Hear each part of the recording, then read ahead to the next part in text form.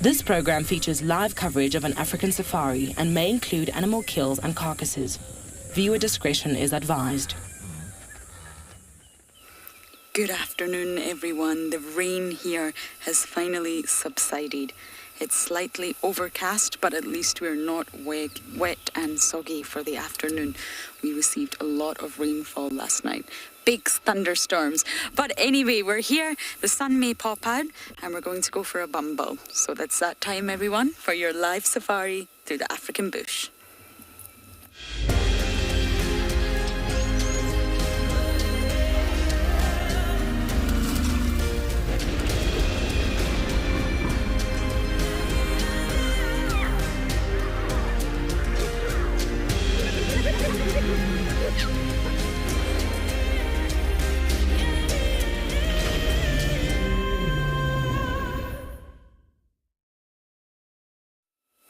Welcome aboard, everyone. It's an absolute pleasure to have you here with us. And we are finally out. We just could not get out this morning. The ground is waterlogged. We received over 120 mils last night. Lots of thunder, lots of lightning. It wasn't an easy night to try and sleep. My name is Lauren, and on camera today, it gives me great pleasure to announce that I have Marcello. Not only is he a cameraman, he's also our tech expert. Yes, that's Marcello. So we're just admiring these impala on quarantine. Why? Well, apparently there's 2 bambas, and what that means is 2 kills.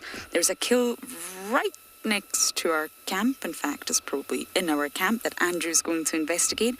There's also another kill on the southern boundary that I'm going to investigate. But sometimes it's nice to just stop, stay still, and figure out if you can see or hear anything around. So of course, this is your live safari. It's happening as you see it. Therefore, you must talk to us. Please, please talk to us. Send in your lovely comments and questions using the hashtag WildEarth on Twitter, @FC on the YouTube chat stream, or head over to wildearth.tv/explorers. And kids, most importantly, you must talk to us. Send your emails to kidsquestions@wildearth.tv. Now, I don't know if we're in store for any more rain. There's lots of dark clouds. I hope not, but there's definitely a chance. It's 25 degrees Celsius and 77 degrees Fahrenheit, so it's quite pleasant. It's definitely not chilly, but I think it's time to go and investigate that bamba. What do you think, Marcel? Yes, let's go. We're going to have to be careful what roads we go to. We're not allowed to off-road. We definitely can't go on dam walls. So we're going to take it very, very easy and go and investigate who made that kill.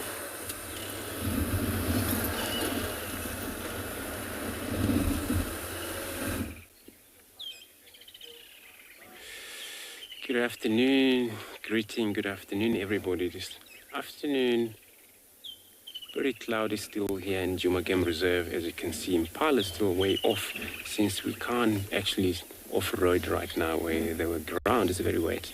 All we're trying to avoid not to disturb the soil also is not to get stuck. And this is actually, it's going to be the plan. My name is Andrew. On camera I have Simon this afternoon.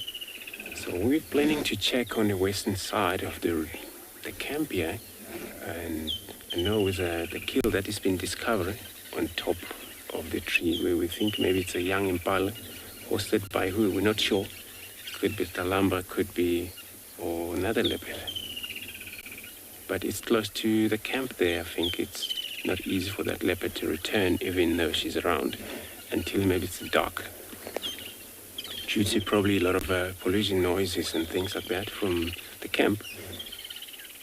So now we're looking at the impala, and they are also having a good time. Impala, they're one of the animals that they also forget quite quickly whenever they see something happen, like 3 hours ago, 2 hours ago. And once they move out of the scene and everything's gone away from their mind again, they start a new life. But we're looking at the bachelor group of impalas over here. So remember, everyone, to talk to us. We're coming to you live from this area, Djuma. You can go through question, ask question through kids questions at wildearth.tv, also at hashtag WildEarth. at FC. This is on YouTube channel. Also WildEarth.tv/an explorer.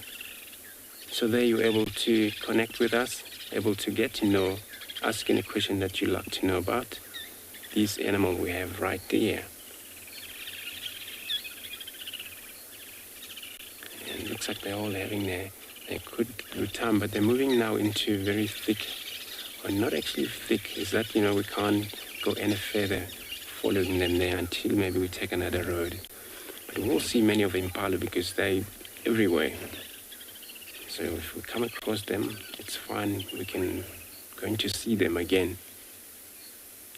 But the rain brings quite a lot of happiness for all animals, but for us as well, because without a wet, where the animal's not healthy, then we don't have animal, then we don't have excitement, we don't have anything. So I'm going to carry on, move around, search, linking you over to Phinda.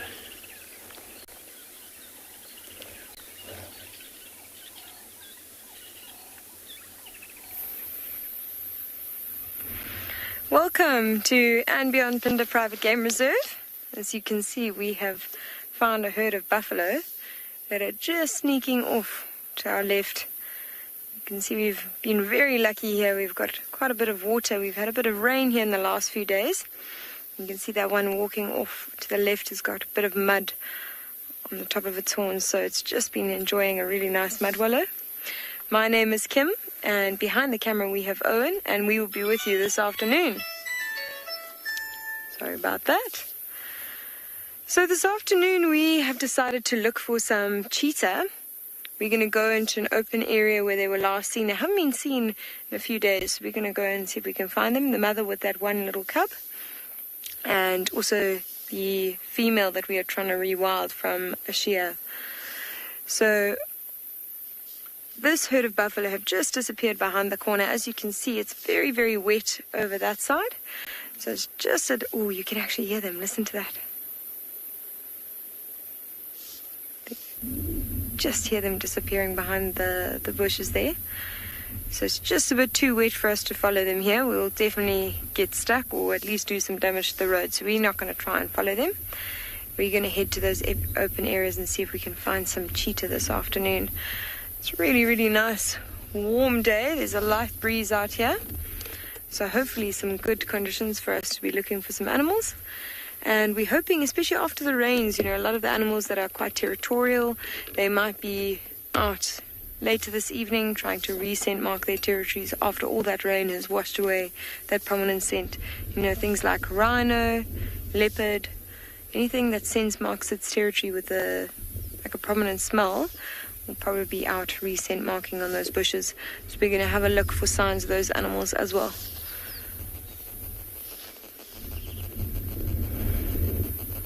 You can hear the birds starting to call a little bit.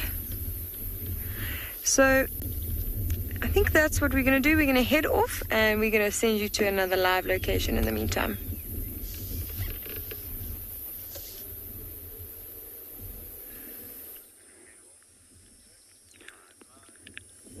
Good afternoon and welcome to Tswalu. At the moment we're enjoying the view of the Koranenberg Mountains and the big vast open plains. My name is JP Leroux and behind the camera we've got Davi. Our plans for this afternoon is again to head further east and then to go and scour some of the water holes for some actions.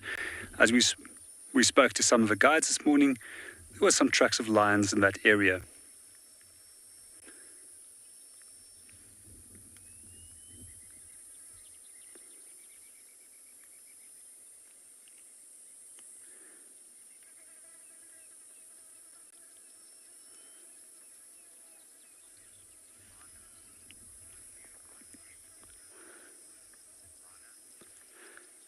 Lana, it's exceptionally green at the moment, and also what we sometimes forget is that this part of the country is also referred to as the Green Kalahari.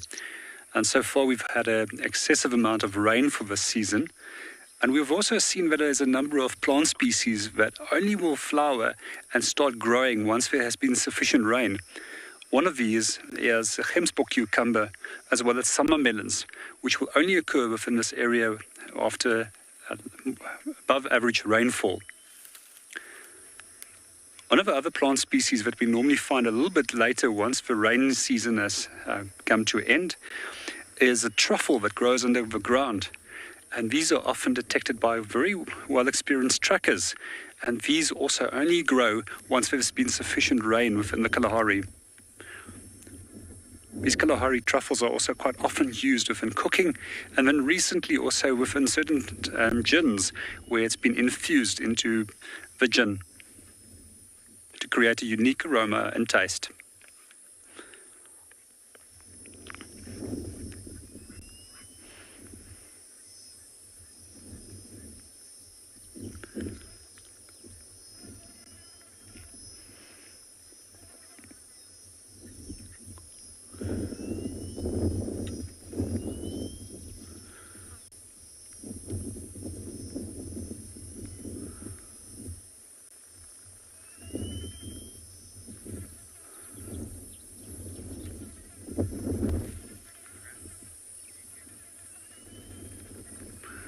From here, we're going to continue to Prrivate and go and see if we can find anything around the dam.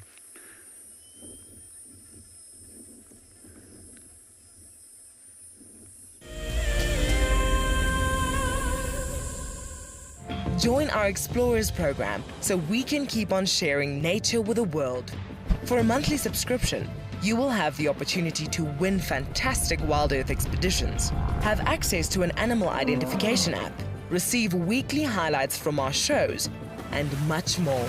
All the money will go to keeping these live safaris on air, which in turn connects a global population with nature.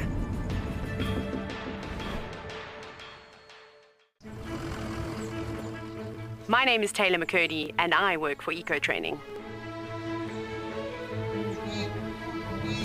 I love hearing from all of the viewers. However, I particularly enjoy those of you who have been watching for a few years. Your questions are just so advanced and they really get me thinking. If you'd like to ask a question on WildEarth, you need to register on our website. Once you've done that, head to the live safari page and submit your questions below the live feed. WildEarth is launching our brand new Explorer program with an opportunity to win a very special WildEarth expedition. The lucky winner will get a behind-the-scenes WildEarth experience at the magnificent and beyond Ngala Tainted Safari Camp. The prize includes a 3-night stay for you and a friend with a chance to sleep out in the unique Ngala treehouse. Become a WildEarth Explorer and stand a chance to win this and many other prizes. Terms and conditions apply. What makes andBeyond Phinda Private Game Reserve so special is our massive array of habitats. And with that comes, of course, a beautiful diversity of landscapes, but also an incredible biodiversity in terms of plants, bird life and animal life, as well as, of course, our conservation success stories with cheetah, with rhinos, now with pangolins too. Catch up with the guides daily here on WildEarth.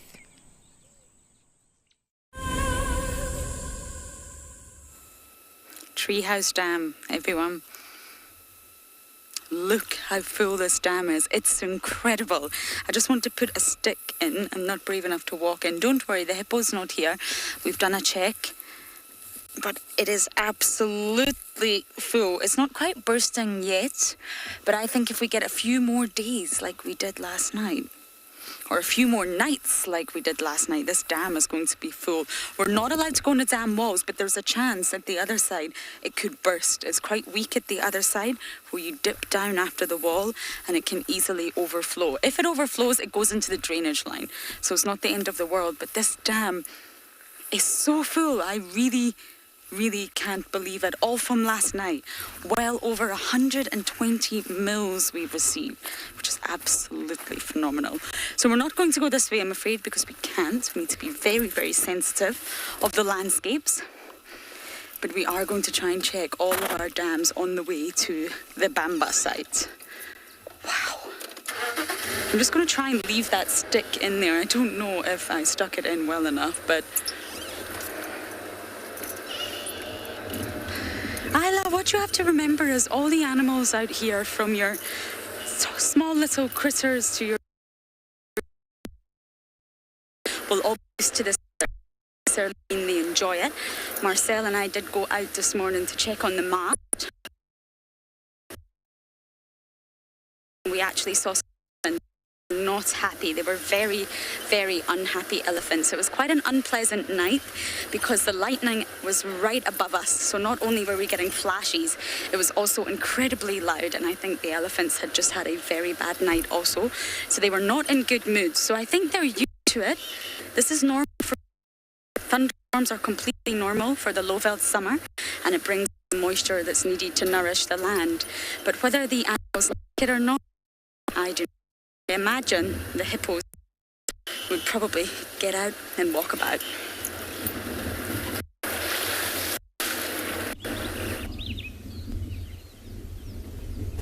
Welcome back.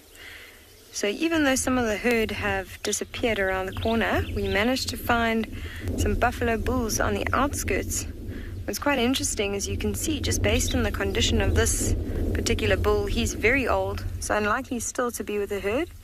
They do get kicked out at about 12 to 14 years, and he is well past that. If you have a look at the wrinkles just below his neck, very sagging skin. Also his ears are starting to droop, and also if you have a look at the horns, you can see huge cavities. I mean, there's a massive one on his left horn on the top there. See, all those are signs of age. And even his left ear doesn't even seem to be holding its shape anymore. It's fallen straight down. And what's really interesting about this old bull is if you have a look on the top of the horns, you can see there's some tree shavings there. And what that's from, if we have a look at all those tiny little crevices right along the top ridge, those are caused by horn-boring beetles. Now we often see those beetles and the damage they do on skulls and the horns of dead animals. You can often see that characteristic sort of mud-like structure that they create out of the horns. But here you can see the crevices that they've made on live horns. So they burrow into these horns, and these buffaloes get really annoyed by them and try and scratch them out by pushing down little bushes and really hitting the bushes hard with those horns. You might have seen it a few times before, and you can certainly see the remains of what this buffalo has done here. So he obviously had a really good scratch. Managed to get all those tree shavings right on top there. It's quite sweet, as he also seems to have a tick in his nostril. You look at the left nostril. Definitely something large there. I hope for his sake it's not a tick, but it does seem like it could be. It's got a few little bits of grass also hanging out his mouth. Almost looks like a bucktooth buffalo bull. Little Bugs Bunny. And if we see on our right, you can see another old buffalo bull. And you can see those little bits of bush on the top of his horns as well. You can see how he's losing his fur. So these two are quite old buffalo bulls. And they'll both be kicked out of the herd. Now, the reason they leave, they can get kicked out or they leave. And the reason is because now they're no longer in their prime condition.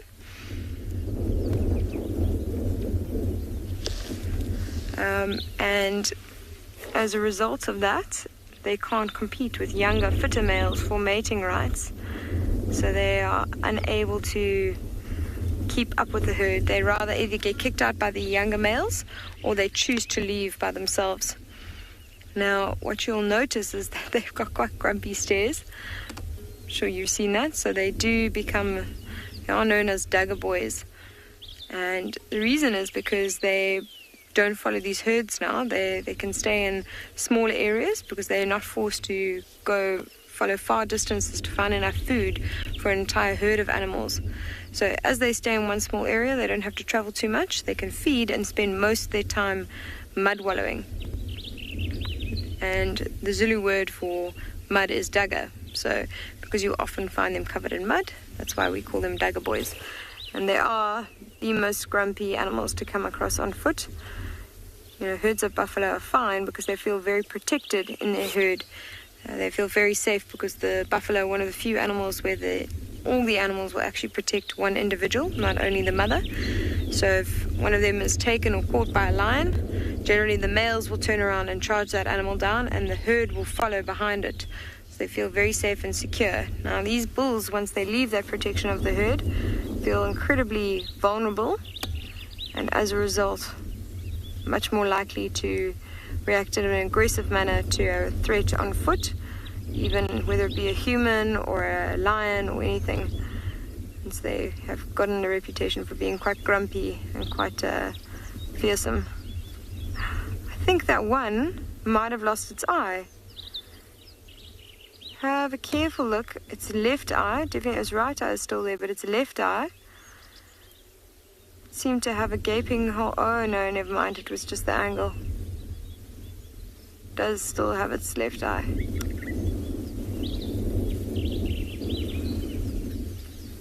Very weepy eye though.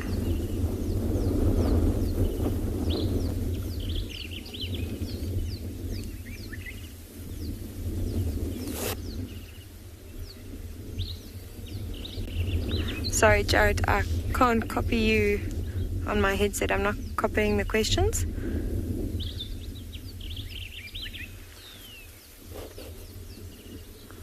If we have a look at what this buffalo is doing now, you can see that it's busy ruminating, so which means that it fed earlier and stored most of that food in its one very large stomach called the rumen, and it now regurgitates it and chews it into a finer powder.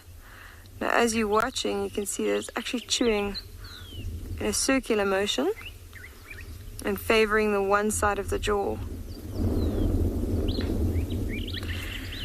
I think these two buffalo bulls are probably going to stay here for a little while, maybe move around into the shade. Just carry on slowly feeding and ruminating. And we're going to carry on our search for those cheetah.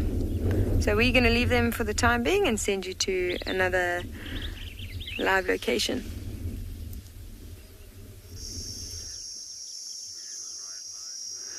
Welcome back to Tswalu. We're just currently looking at a small little uniform dark black bird with little white wing patches when they do fly. These little guys are known as southern ant-eating chats, and as their name implies, ants and termites is one of their favorite meals. So quite often what we do is when we do find them in the winter months, we look at what they are busy doing, because they often associate with aardvark and follow them while they're busy feeding, making it one of the easiest ways of locating aardvark.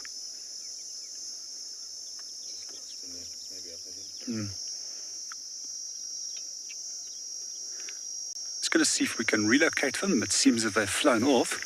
But while we're trying to see if they're going to come back, just something interesting about them, they also make their nests in the roofs of aardvark burrows, just similar to that the shelduck would use an aardvark burrow as a nesting site. Other than that, there's another 14 species of animals that will also use aardvark burrows as dens.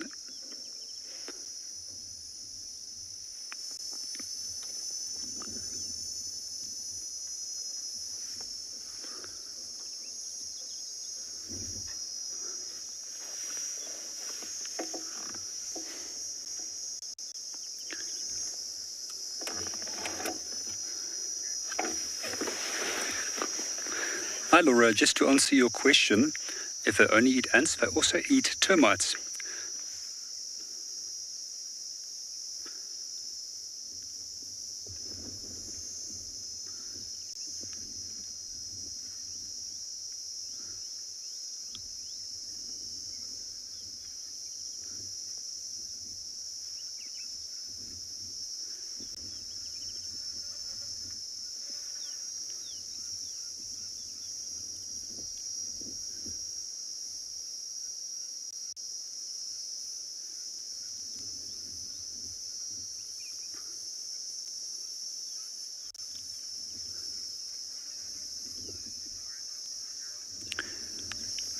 We're going to continue our search for larger animals, but in the meanwhile, we are passing you on to Lauren, who's currently with a giraffe.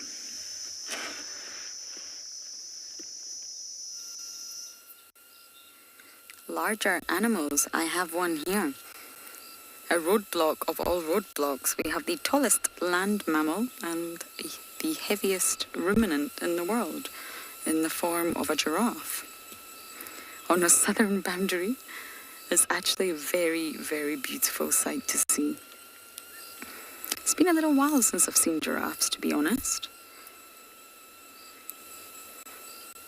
We do tend to get sort of an influx of giraffes, especially during spring. You can't decide which way to go, can you? I say you turn around and come back into Djuma. No, we're not going to. We're going to go into Little Gary.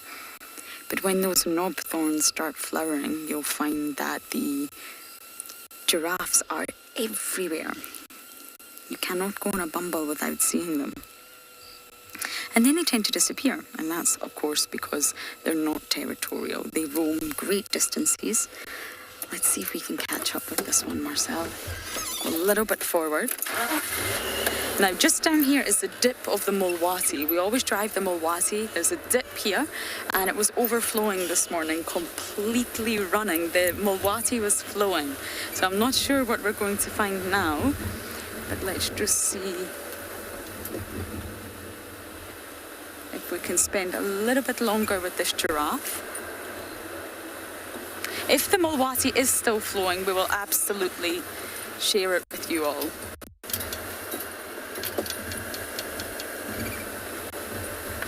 Giraffe, where did you go?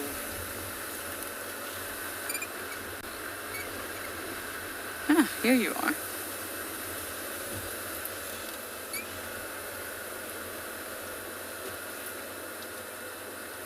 How's that, Marcello?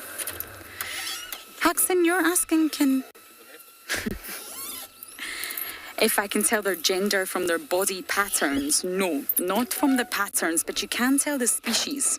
Each species, there's a reclassification of giraffes, and it's quite a recent study, and there's 4 different species now. It was thought to be 1 for quite a while, but now it's definitely 4. You've got the southern giraffe, the Maasai giraffe, the reticulated giraffe, and the northern giraffe, and they do all have different patterns.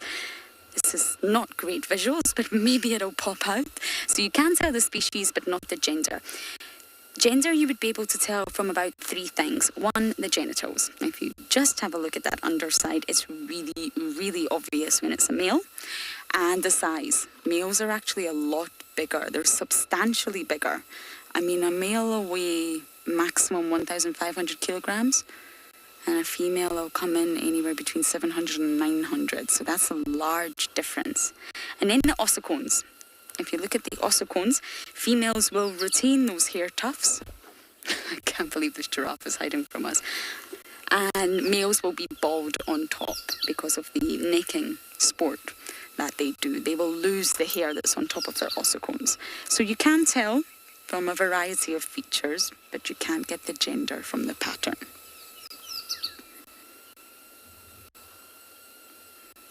Should we try and go forward a bit, Marcel? Okay.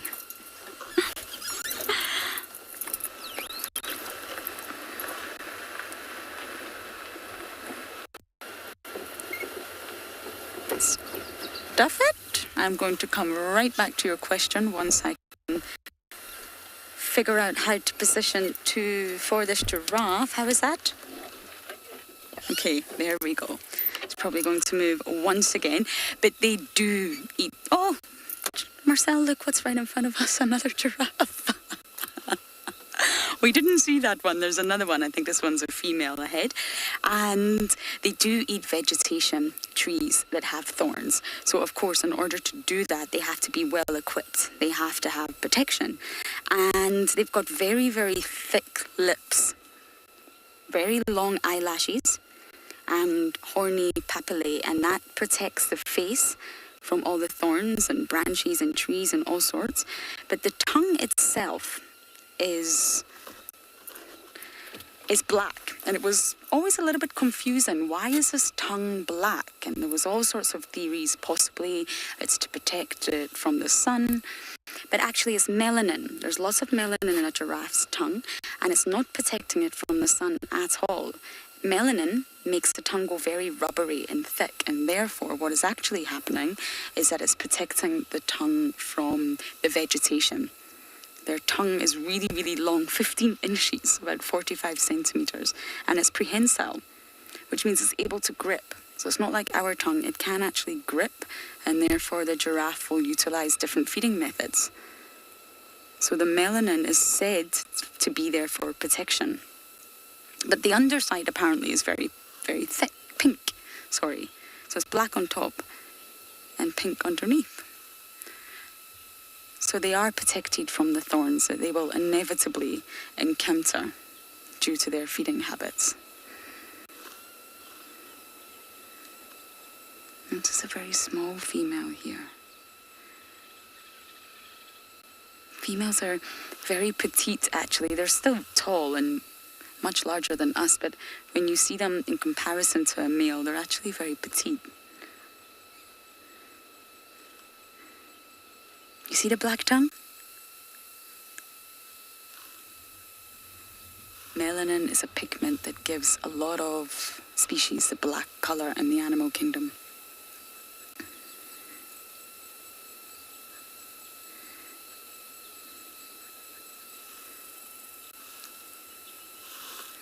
Many of you are saying she's so gorgeous. Oh yes. Very graceful animals. You're also going to go into Little Gallery, aren't you?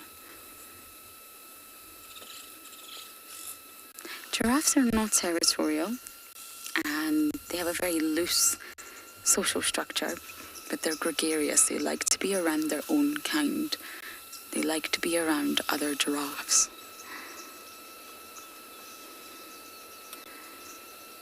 Excuse our rain roof pool.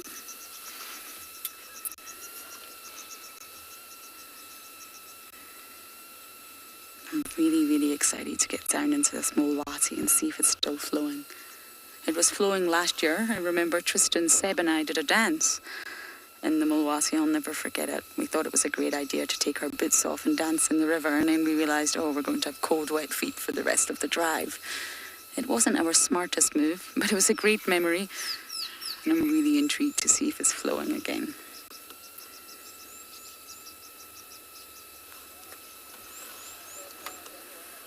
Now we've got a vehicle behind us, everyone, so unfortunately we're going to have to let it pass. And they also probably want to say good afternoon. Good afternoon. Hello. Hello. There we go. So I think we're going to go. We'll let Rexon get up ahead, but I really, really want to see the Mulwati.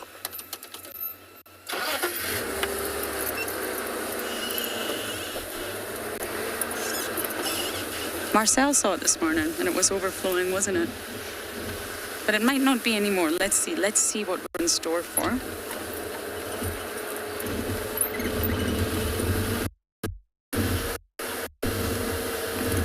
Rosalind, I believe giraffes do.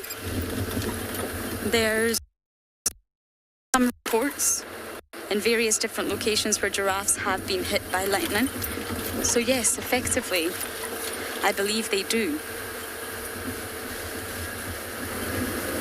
And of course, of all species, it would be giraffes. It's lightning, wouldn't it?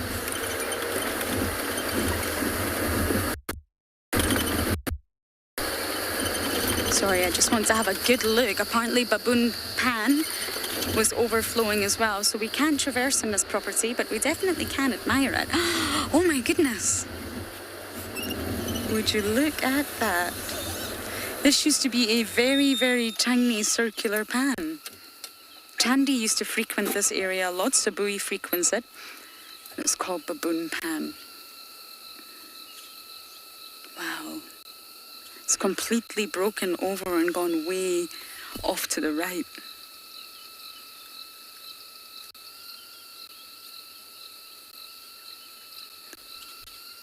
It's maybe not the most riveting stuff, but it's really interesting to see how one night of extremely heavy rain can transform the entire landscape.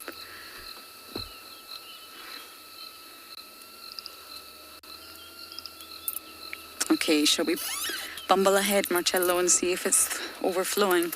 It's just right here. So someone, or two someones, killed either last night or this morning, I'm not sure. There's 2 kills. I'm not entirely sure if they've been hoisted, but the culprits can't be found. But sometimes if you can find a kill, you can then just, oh my goodness.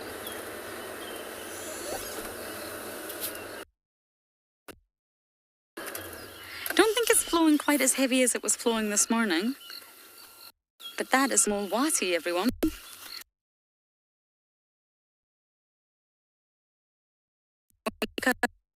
Dry riverbed.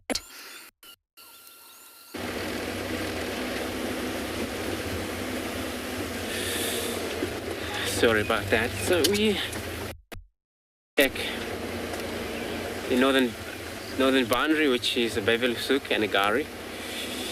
No sign of any new tracks of a cat. So we continue to check. We're going to check one of the water hole as well to see how maybe it's hippos or out there for us. It's actually been seen a lot of elephant tracks, and I think it was during the rain where they also have done a lot of a scratch on the ground. This is where they were feeding, and then hopefully we'll also find them. And they still love the temperature like these, the elephants, because they don't have to consult waters every now and then. So they would get moisture from what they eat grasses and from the trees itself. These leaves are also very green, and they travel in herds and herds. A lot of time what we've seen here, all different herds come in and out of the reserve. Sometimes which they travel back to Kruger National Park, and when they come back again, they come back in the massive herds. So hopefully we bump on them. There was a lot of tracks that I saw back there, so maybe it's those of herds that often travel in such a massive number.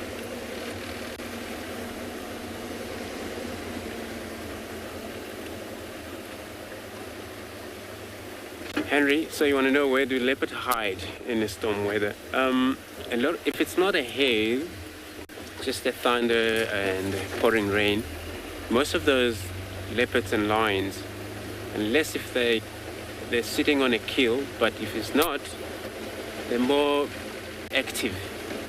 And that's where they're more active, because hunting for them, it's 100% opportunity that they trust so much that they can kill. So they will be on hunt a lot of time when it's pouring rain, except when it's like hail and things like that, because it's not easy for them to be mobile. But wind, rain, only they would be moving.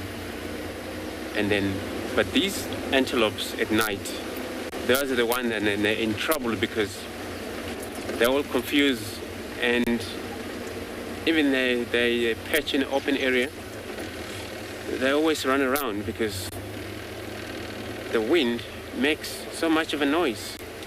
So I'm going to be carrying on doing this site here. I'm going to be taking you over to Tswalu.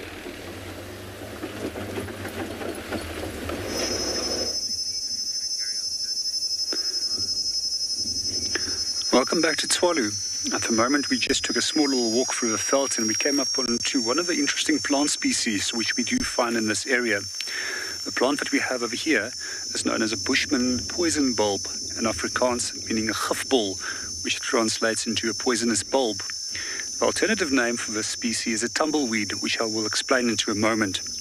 So as we've already discovered that the name means Bushman poison bulb, this plant was quite often used by the San hunters, where they would use the bulb for making arrow poison. So one of the interesting things, as we mentioned earlier in one of the shows, is that this poison still does not have any antidote. What we also would find is that the hunters, once wounded an animal with this, would have to still track and run the animal down. This is where the important skill of tracking came in for the San hunters to locate that animal. What I also find particularly interesting is that on locating the animal, once it's been killed, they would actually put their hands on it and thank the Kogan, which was one of the Bushman gods, for the ability that they could have this meal, and they would apologize to the animal for having to kill it. One of the other uses for this plant is to take the scales that are surrounding the bulb, and that would be placed on wounds to treat the wounds. What I do find interesting is the very unique mechanism that it uses to disperse its seeds. As you can see, this round structure has a number of seed pods to the end, and when this dries and falls off, the wind will actually blow this, hence the name tumbleweed, and the seeds will be distributed.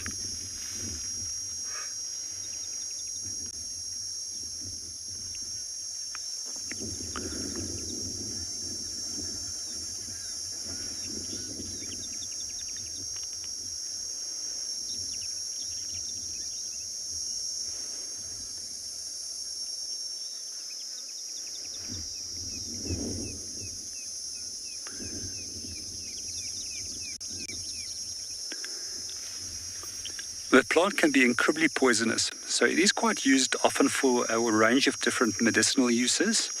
However, that if you overdose on this, it can be fatal.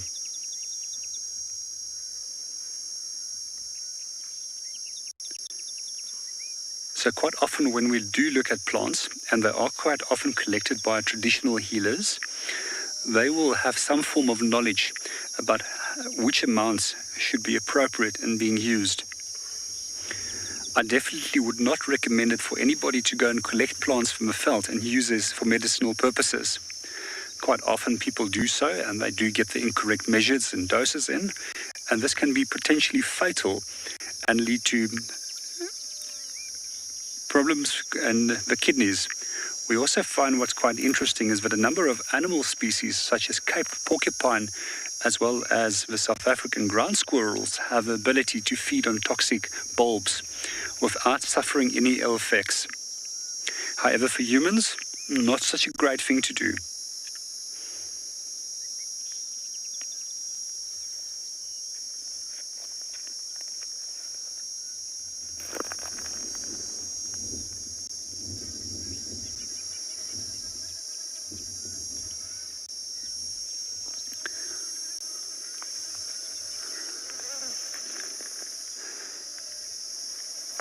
Sinek, to answer you on that, no, it's not a woody plant at all. So it's actually got a very soft structure that will break off.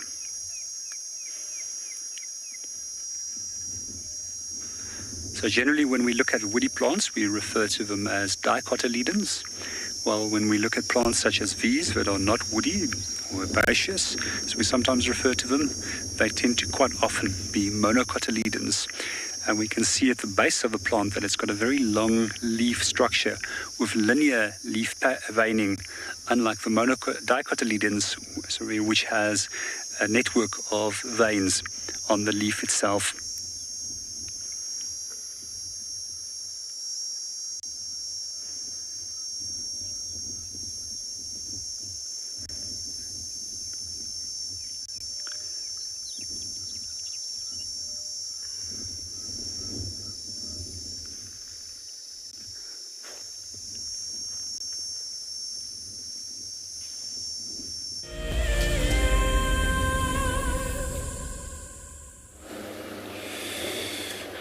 So we actually had a visual of a female Kudu over here, and she was actually lying down in one of these mounds.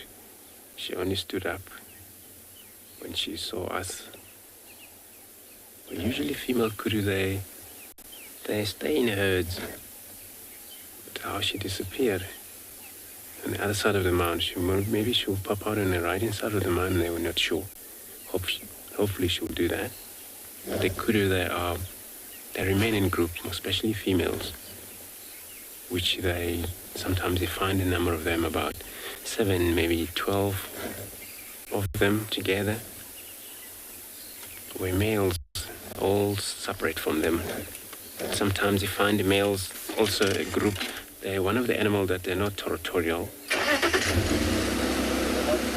and they form a group of all bunch of males, but also same to a Ngala as well. And these are the animals that are not territorial. But dominant males are always very important to be in a group, so it's always controlled. If it's a chance of maybe one dominant has a privilege to actually gain access to the female. I think we have another visual there. It looks like it was more than one. Since I say that, sometimes they're in a group. This one is actually another one. It's not the one that was moving away from us. And they're actually well built up with such a massive ears, provide brilliant hearing on them.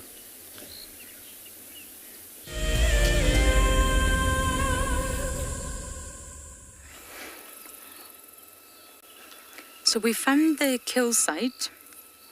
It's actually on Little Gowrie, not on Chitwater Djuma. Up Amarula here, we've got an impala lamb, I think, and it's stashed very...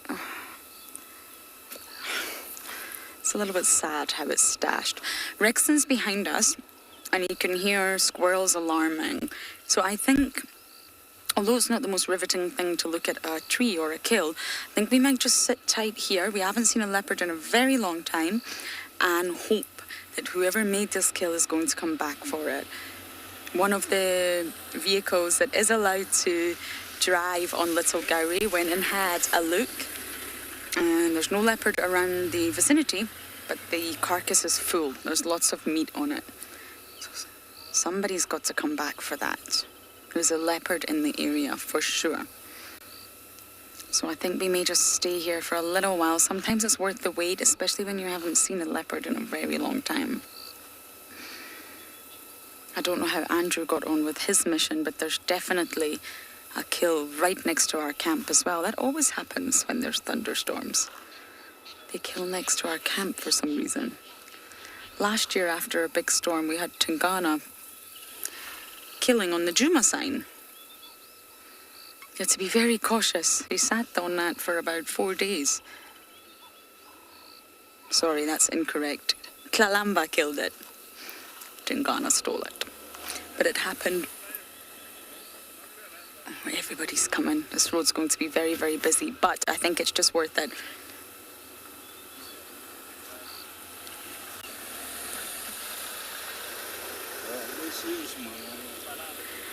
So excuse the noise. The vehicle has parked right next to us for now. It might be a little bit noisy. Right on the way, there are three bar branches. There are 2 branches going up. And then another one is yes, everyone's very sad for the impala. Just the way it's positioned, it looks a little bit sad.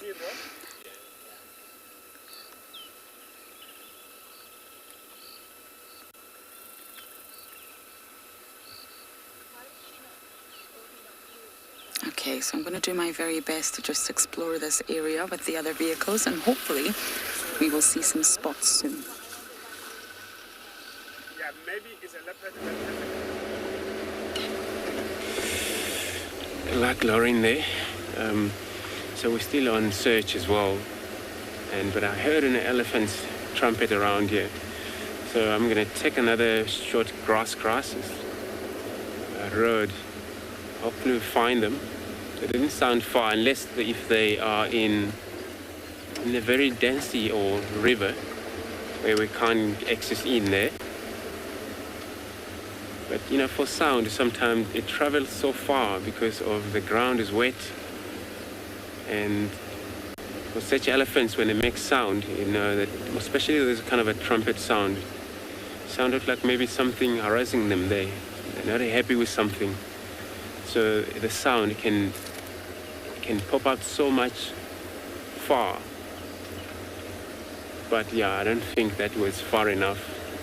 So I just need to stick on one of the roads here. Check one road or 2.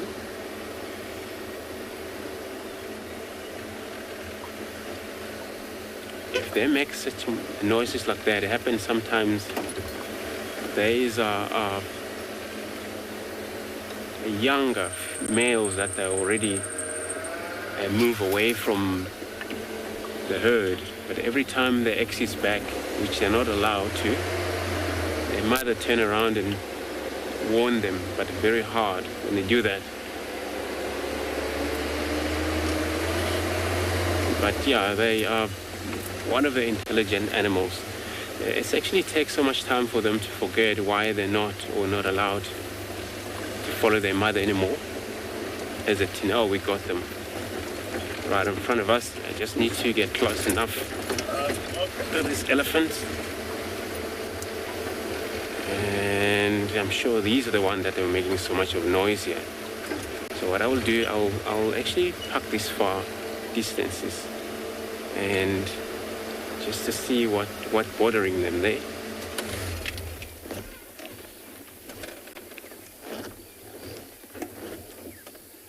So maybe they have a trouble on their own without anybody harassing them. A trouble on their own, it's these young male I'm talking about.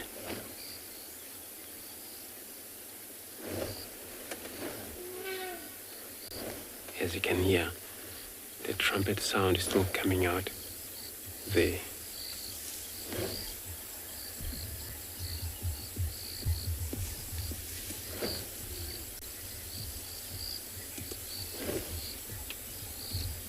It's quite actually very cool that they're not actually, you know, they were supposed to flap their ears more than that.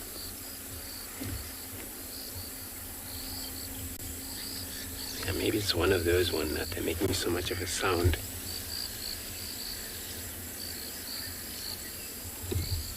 But behavior like this sometimes,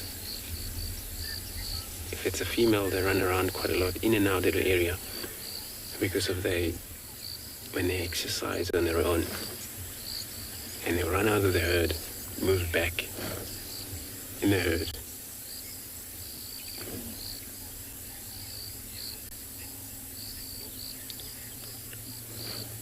So everyone, let's take this time, just listen to these animals as they walk towards us.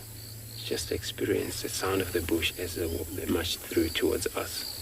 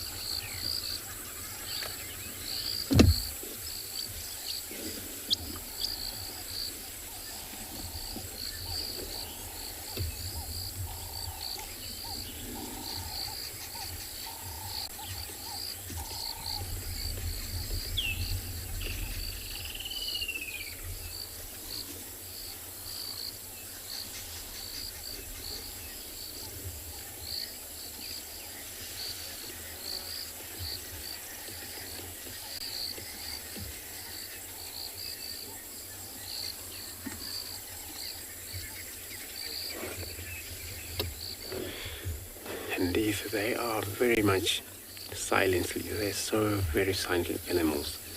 You know, their feet is actually very powerful, hard sponge. But also including the ground is very wet, grasses. They're walking over grasses. So it's not such a footstep that you're able to hear, but you will hear grasses when they move through. And they're all just coming in slowly.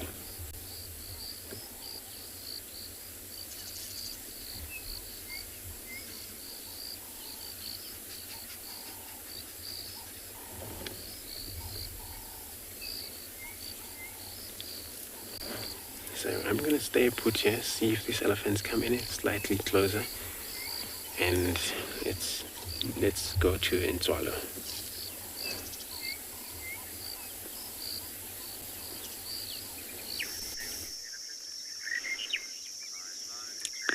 Welcome back to Tswalu. At the moment, we are actually having a look at a monotonous lark. And as you can listen to the call, It's a very long, drawn-out, monotonous call, hence the name monotonous lark. So quite often we don't see these larks for many months.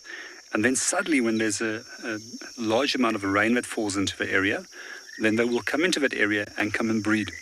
So this little guy that's over here, this is a male, and he's busy displaying in the hope of attracting a female.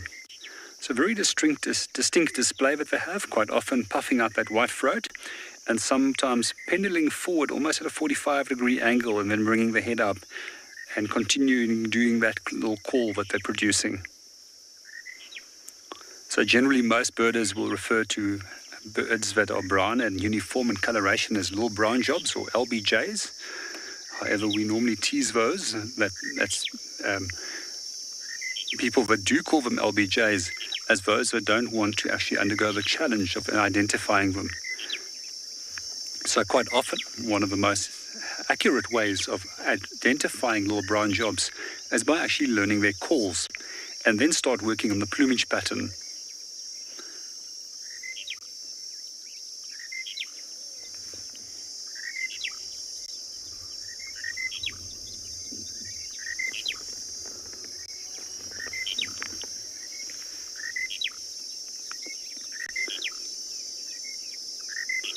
Quite often on full moon nights, you will hear this call continuing right through the night and into the morning.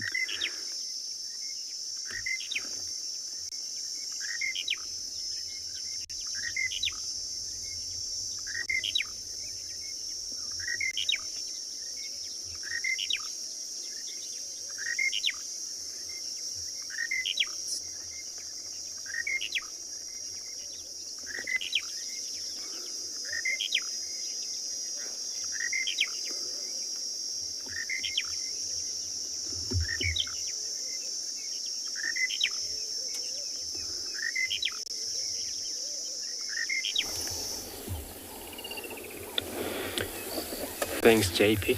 So we still have a beautiful herd of elephants, but now they actually move slightly closer.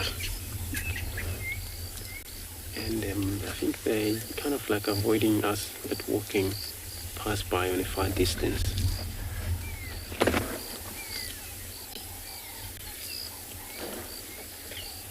So they are enjoying really very wet grasses. And every time they're trying to pull this grass, sometimes the whole grass come the whole bunch with the whole roots and things like that because the ground is very wet.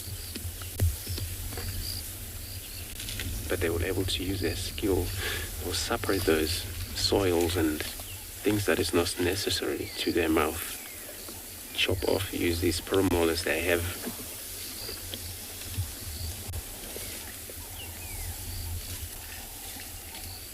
And they move so silently that I wouldn't, if we didn't pick up any sound that we heard from the distance, I wouldn't actually knowing that it's a herd of elephants around here. Because we've been trekking these tracks since we began the drive.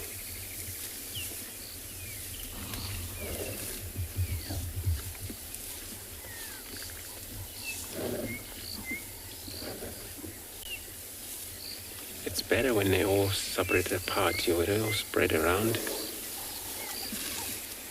So they gain free access.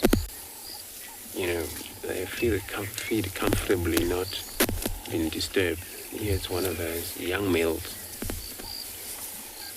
that these haven't really been moved out of this herd. But if they reach anything from 14 years, probably anything from 8 years old right now, all the two of them here, all like twin teenager males.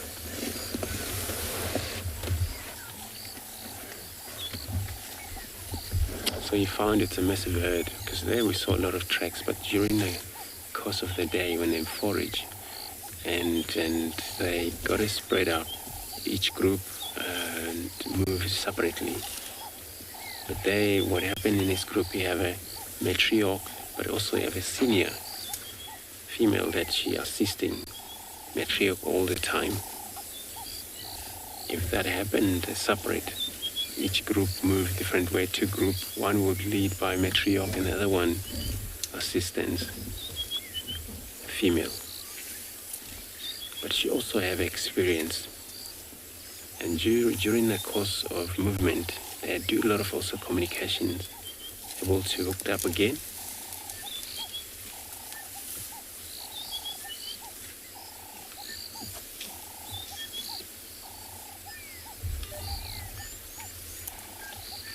This one looks like since the whole other one, they're moving either way. But this one, they might actually head straight towards our vehicle, I believe so.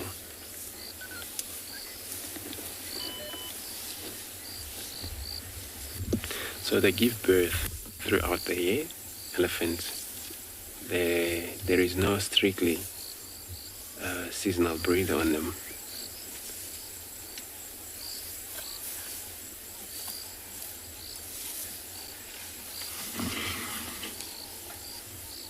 And these bigger males were always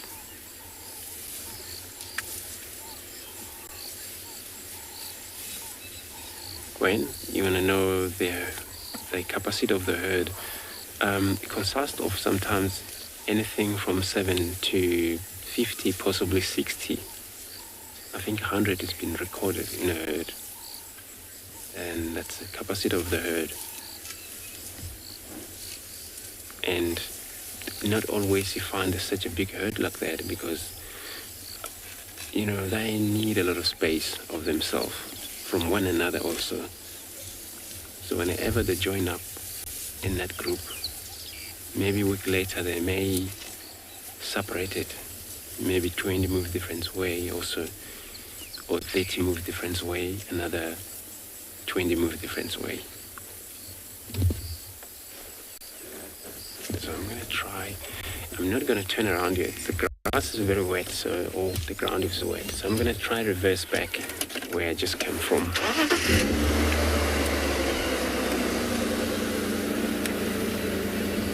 I don't want to stuck. Now Lawrence is far outside on the other side there, but I don't want to disturb her, come this far. She's also on a look for leopard. Hopefully she's got a luck out there.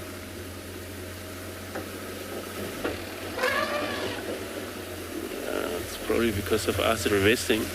These young ones that aren't really maybe enjoying our company.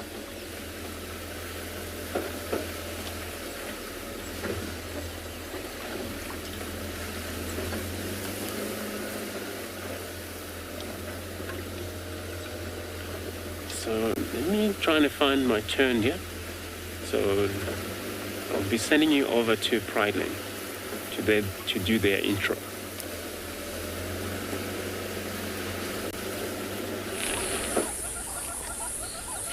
Well, the buffaloes that were standing out in the open got a bit of a spook. And they seem to have moved behind the bushes now, but I'm sure they'll come out again. Seem very curious. It's only a small group of them. Hi, everyone. I'm Mike Anderson. Behind the camera is Seb. And you've joined us at Eco Training Pridelands Conservancy, where we are enjoying a wonderful Christmas Eve afternoon drive. And the buffaloes, I think, are either heading towards Leopard Dam or away from it. But in any case, they're definitely heading away from us. Let me just move my big head out the way there. And you can see the buffaloes are disappearing down into the drainage line. This one looks like it's got a bit of dirt on its forehead. So I suspect they've been in this drainage line, maybe eating some of the grass, maybe rolling in some of the nice cool sand, digging it up with their hoofs. They're disappearing now, and I'm terrified to try and drive after them, because should we do that, there is a more than good chance that we'll lose signal. It seems to happen a lot these days with all these storms happening around us. We are in the African bush, and this is a live safari, so just anything can happen. We're actually heading over to the other side to see if we can get a spot on a martial eagle, but in the meantime, we'll send you back over to Phinda.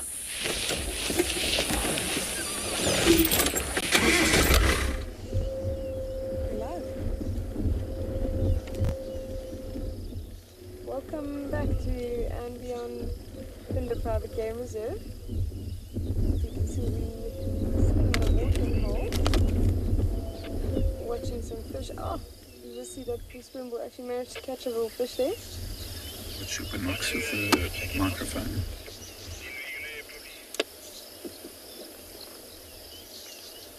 So have a look. Having a bit of a field day there. I think what's happening is, if you can see in between us and that African spoonbill, that's that really white bird with the long red bill and the long feet. There's a whole lot of little flying insects flying around.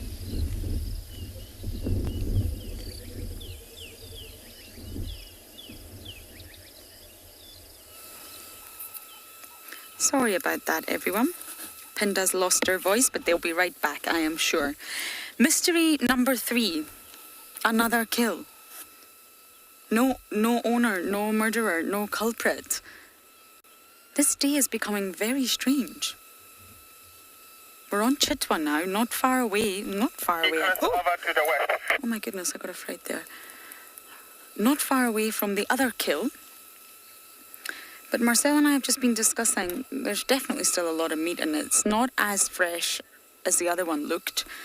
There's obviously, it's open from the rump. Might not actually be a leopard.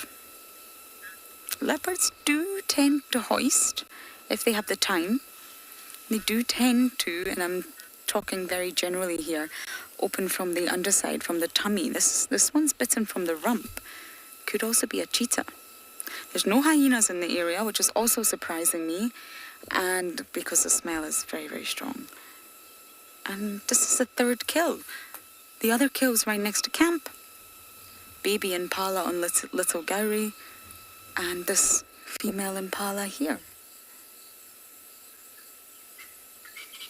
It's a very strange day.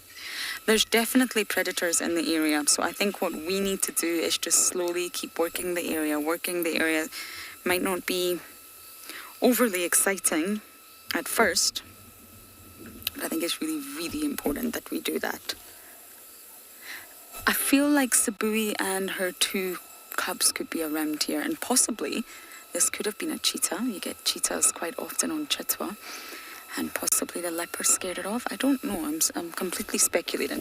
But instead of looking at another dead carcass of the day, we're going to bumble a little bit further down to the dam. Breathe some fresh air.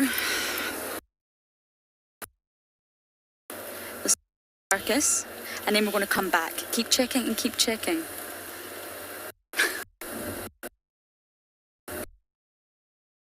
Murder mystery, yes. Kudu, my favorite board game of all time. It was always Professor It's just the best.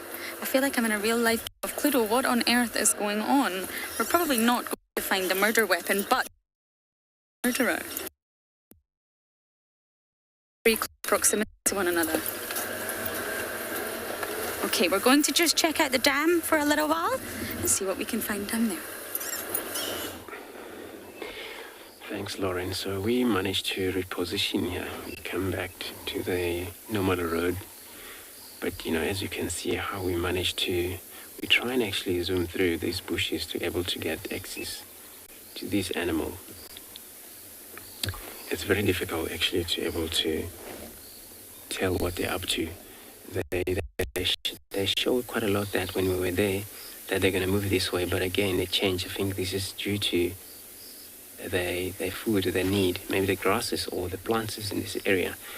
It's so sweet enough that they weren't going to leave just now. Or matriarch hold them up. And if that happens, it's because maybe the communication they were doing got a response. Maybe the whole other member, the right far end, where they might sometimes make their way this way later on. Could be the two reasons then. And when they're not making any of a sound, you won't believe how quiet they are. Sometimes you only hear them when they break off these trees. But when it's static or feeding on grasses, you hardly hear anything.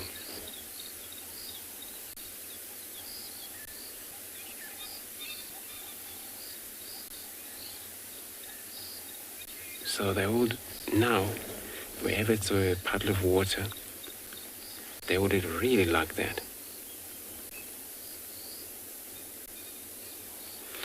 Tim, you want to know then an elephant lifespan? So elephants live up to 40, 60, possibly 70 if they're lucky. And that's their general lifespan. So they were places where they're not disturbed, when they've been kept in a zoo, and they can make it more than that. We're out in this wild. Disturb and take places where the sickness happened, die due to natural causes. But those die of older age. And this is when they reach anything from maybe 55, when they're 60 years old, when they're about 70 years old. They find themselves able to move around, not possible. And of course, feeding also can be very difficult for them, because they rely on these premolars they have. But once these get tired, and then that animals won't eat, and then it's a result of death. That then is the natural causes that take place.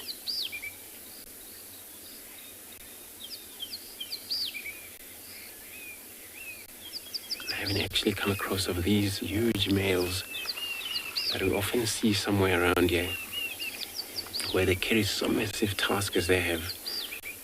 And remember, male and female also, they have tusks. So I'm gonna stay put. Sorry, yes. I'm gonna be still here with this elephant. So I'm gonna slightly reverse back, because there's another female. I think she get closer to us. Hopefully she stick around for us, but I don't want to scare them. They worry too much, more especially when they have their babes with them. All they think when they see any company, they think you want to steal their baby, but they don't trust. It's so cool they don't trust, because it shows that they're concerned. It's always say that. When you don't worry, it means you not care. So they care about their own life. So now they actually get around in this little mound. What this mound is well known for. A very nice grasses, healthy for most animals.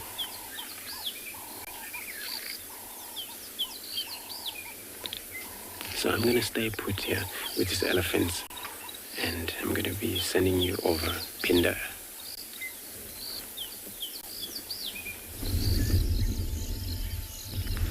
Welcome back. So we have so far been unsuccessful finding our cheetah. We went briefly through that open area and decided to let some other rangers give it a chance, and we decided to head down to a beautiful watering hole where we came across quite an interesting scene.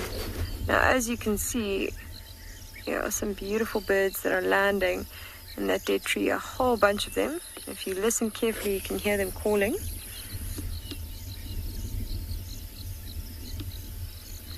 And those are European bee-eaters, the intra-African migrants that have just come back. Those are those that breed here during the summer months, that is. And they are the most beautiful birds. I don't know if you can actually see their coloration from this angle. It's got quite a harsh light. They are absolutely stunning. I actually want to show you a picture in my book, which of course has just changed its page. Hold on.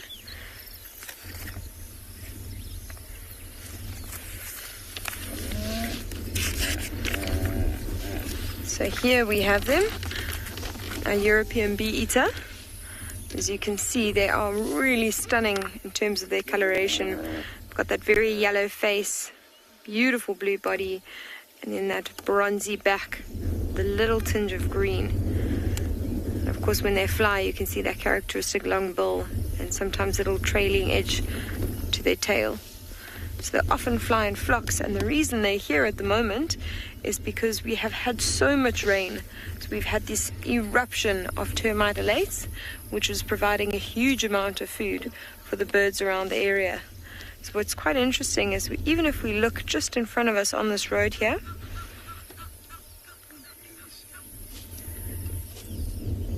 just at maybe at the curve of the road. You can see that blacksmith lapwing there. There's a few birds that are busy running around on the road. It's a water thickener that just flew onto the road as well. And what they're doing is they're trying to collect these termite elates. You can see all these elates flying around. And they're busy feeding on them at the moment. So we have amazing bird activity around this watering hole. Not only from our water birds, which we'd expect, but also from all these birds that are trying to catch these little elates. And then if we go off to our right, we can go and have a look at some of our water birds.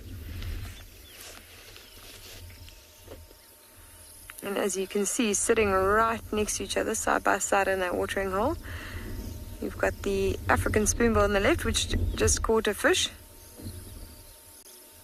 There we go, you see it? Having great success there. And then off to its right is an Egyptian goose. You hear the hippo snorting on the right from us.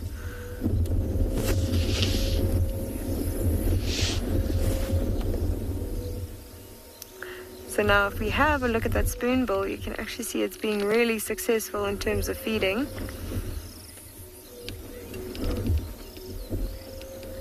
JC, that's a really good question. And sorry, you see the Egyptian goose going for the African spoonbill there. Now the reason for that spoon at the edge, if you think of trying to catch fish in water like this with chopsticks or with 2 salad forks, you know, which would be easier? Obviously the salad forks would be easier because they would grasp just a wider surface area and that little cup shape would get a really good hold on it. So it's just for ease of actually catching and trapping that fish or the frog or whatever it's going for. Much easier to catch up with a spoon or a spoon-shaped bill than like a very pointy, sharp bill. So that's the reason for the shape and the adaptation. And as we can see right now, it's clearly very successful. And I think these elates are helping the spoonbill quite a bit in terms of its fishing, because now all these elates are actually flying into the water and they are attracting a lot of fish and frogs that are wanting to eat them. And then the spoonbill is now in turn going to those areas and eating the fish. So it's doing really, really well. I mean, the whole time we're watching it, it's just guzzling things down. It might also be going for these little termite elates on the surface. They do also eat a few insects.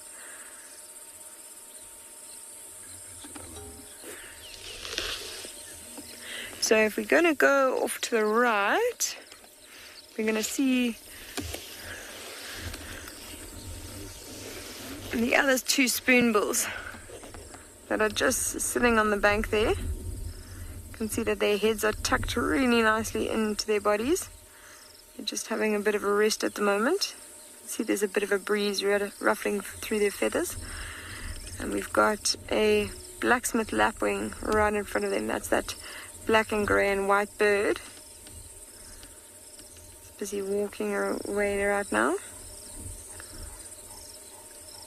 If we follow to the left of that blacksmith lapwing, we're going to see a cormorant, which is just on the water's edge. That's that very duck-like looking bird. It's got quite a white front, black body, and that is a white-breasted cormorant. Beautiful bird to be seeing right now. If we go along the edge of that watering hole, just to the right of the cormorant, it's actually walking towards it right now. You're going to see a tiny little bird. It's busy just sticking its bill in the water, getting a little bit of a drink. That one's very white in color. It's got a black collar around its neck. It's got a white ring on the top of its head, and that is a 3-banded plover. Now we can see the size difference really nicely between the plover and the lapwings. You can see the plover is much, much smaller compared to those lapwings, and that's hence the reason of the name change. You know, we decided the lapwings are much bigger, and they'll stick with that name. The plovers being quite a bit smaller, so the categories have changed. Now if we go off to the right, we can actually see the yellow-billed stork busy feeding. Now it's got a different sort of adaptation, whereas the spoonbill has that really nicely shaped bill to catch fish, can see this yellow-billed stork is walking very slowly through the water. And you can see how carefully it's placing its feet. And so the placement of the feet are very sensitive. They detect movement. And so it keeps its bill wide open like that. And as soon as it detects movement with the feet, it's going to put its bill in the right place and snap it shut. And hopefully snap it on a fish or a frog. We can see it's got a little of a pinkish hue on the back feathers, which means that this particular yellow-billed stork is going into its breeding plumage, or actually just coming out of its breeding plumage. Now it's pruning itself a little bit, giving itself a bit of a clean. And it's resuming fishing again. And if we pan right from that yellow-billed stork, just to the edge of this sort of peninsula, you're going to see a black and white bird with very long red legs. It's actually standing on one leg at the moment by the looks of it, giving its one leg a little bit of a rest.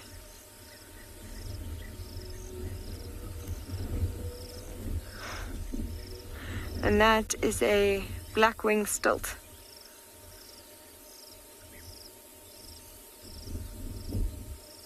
It's busy scanning for food at the moment. You can see it looking around really carefully.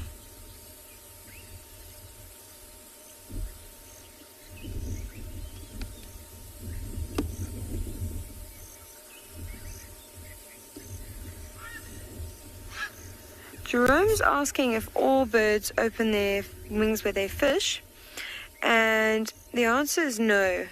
You know, there's things like the yellow-billed storks, which are known for it, and it is to take the glare off the water so they can see the fish better. But most birds will actually keep them tucked in. For instance, this black-winged stilt, I've never seen them fish with their wings open. And there's a number of others that also don't fish with their wings open.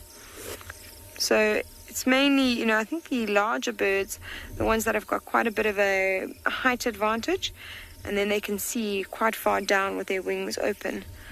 And that's why they use them. You know, they've got larger wings, can actually block off the sun.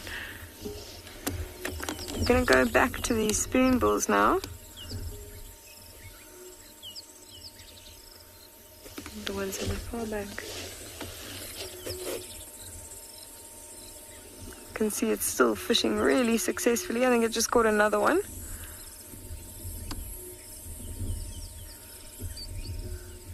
Mr. Wild, yes, there are definitely crocodiles in this dam. In fact, we saw, as we arrived, we actually saw one running out of the thickets into the water, which makes me think that there's one busy nesting on the outskirts. You know, crocodiles have the same nesting behavior as impala and wildebeest and warthog in southern Africa. The Nile crocodile will also try and lay their eggs in the wet season between November and as late as February. And so I do think that one is busy nesting at the moment, because they go outside the water and they find like a little sandbank and they bury their eggs in there and go and incubate them in every so often. So I think that's what she's busy doing at the moment. And we also do have some younger crocodiles that are around this area. We were very lucky to see a fish eagle the other day carrying one of these baby crocodiles off as it was fishing. So you're on the baby crocodile. Okay. I'm just going to show you that little hippo. It's got its eyes above the water. You can see its eyes are closed. It's really being quite sleepy at the moment. And there's another one with its nose popping out to get a bit of a fresh air. So I think we're going to leave this watering hole, as beautiful as it's been. And we're going to see what else we can find for you this afternoon.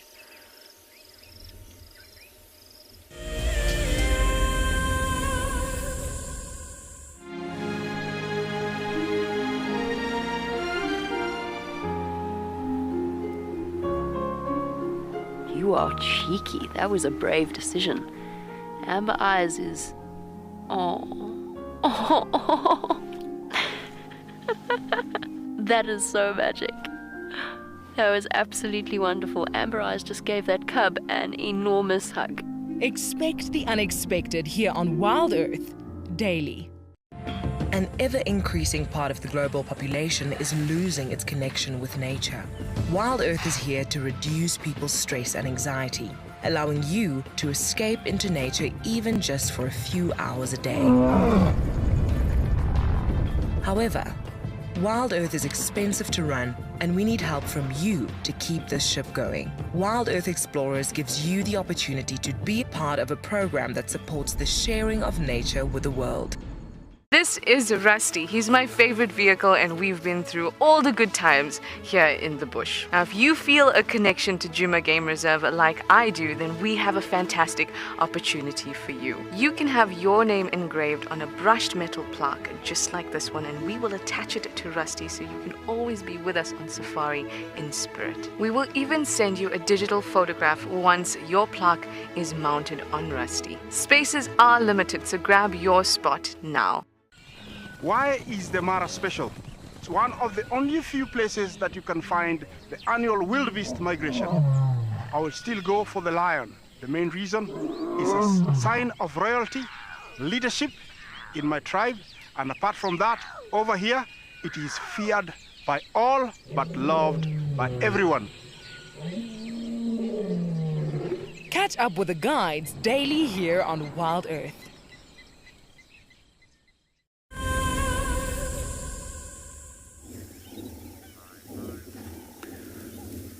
Welcome back to Tswalu.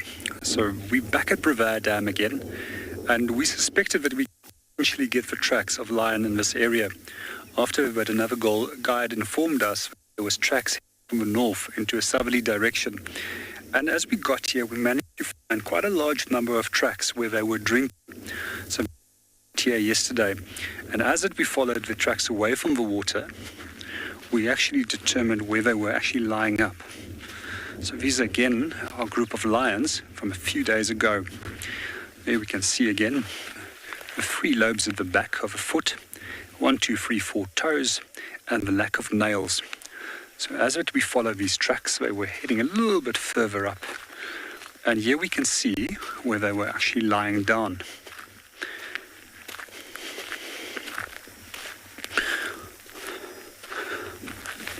So there's actually 4 very clear impressions where these lions have been lying down as that you look around. And once again, there's our little track over here. What we also saw is that there was quite a large amount of feces with a lot of blood inside it that's been deposited right over here, which is a very good indication that these guys have actually had a meal last night. So, being an incredibly hot day, knowing that they had to come and drink water to assist with digesting the protein that they are consuming, we also reckon that they're not very far away. So what we'll be doing is that we'll be just working this area for a little bit longer. So knowing that these lions from the South Pride group has cubs with them, we're going to actually not get out on foot because we can potentially get charged by them, because mothers will try and protect the young at all cost. So the wise thing to do is actually to work for blocks and see if there's any tracks of these lions moving in or out the block. And once we've determined that there's no tracks going out of a block, we will go into the block to follow up.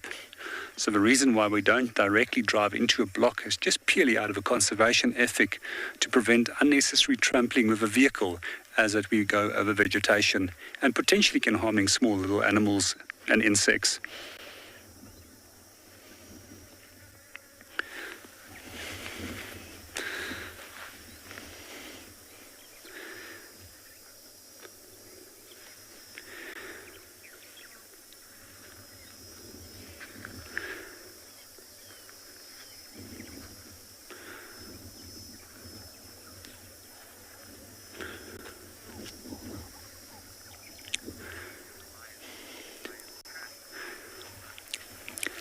Good afternoon and welcome, Ansu. Yes, we can actually tell the age of a lion by looking at a track. So we can roughly guess it's either a cub, a sub-adult, an adult, and then we can also separate between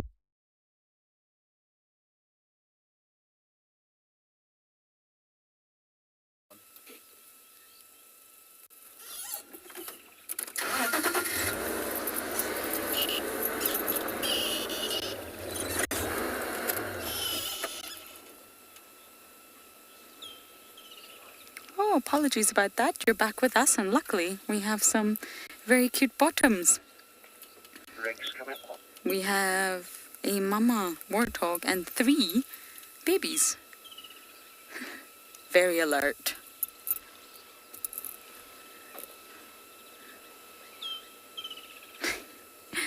I just think warthog youngsters are the cutest of them all. They're so sweet.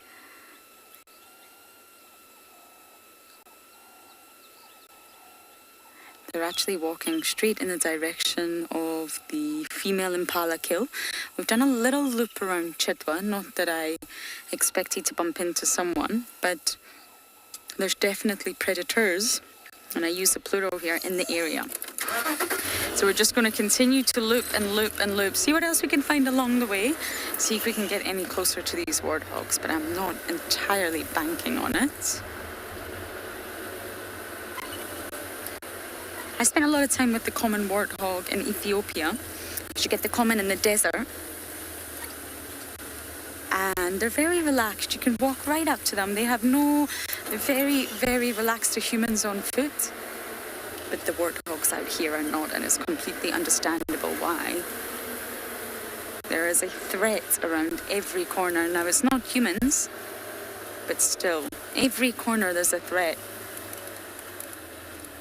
They're going off into the grass, but let's see if we can get a view from here. Can you work with this, Marcel? Yep. The grass is almost too long for those little ones.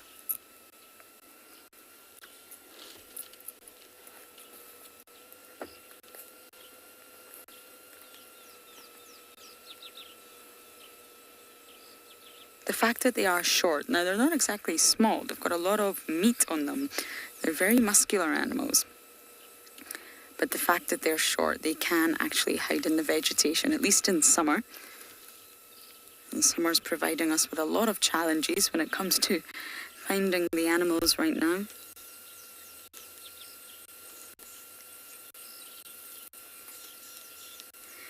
Abby, I got asked this question the other day, and I didn't actually know myself, but on average, a warthog will have 2 to 3 little piglets. And that's normally what we see around here. There was 3, but we saw the other day one mother with 4 little piglets. But of course, the survival rate is not terribly high here, and that's just due to the sheer density of predators that we have. This area that we're in, at least in, I think the entire Sabi Sands, is very densely packed with warthog predators. Okay, I'm going to start my second loop to see if we can find the culprits of the murders, and we're going to send you guys across to Phinda.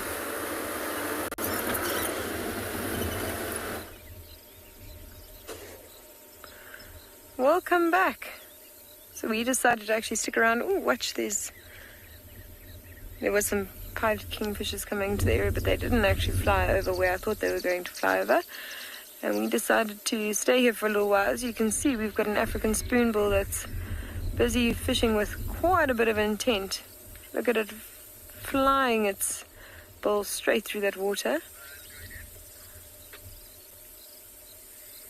Going very purposefully from side to side.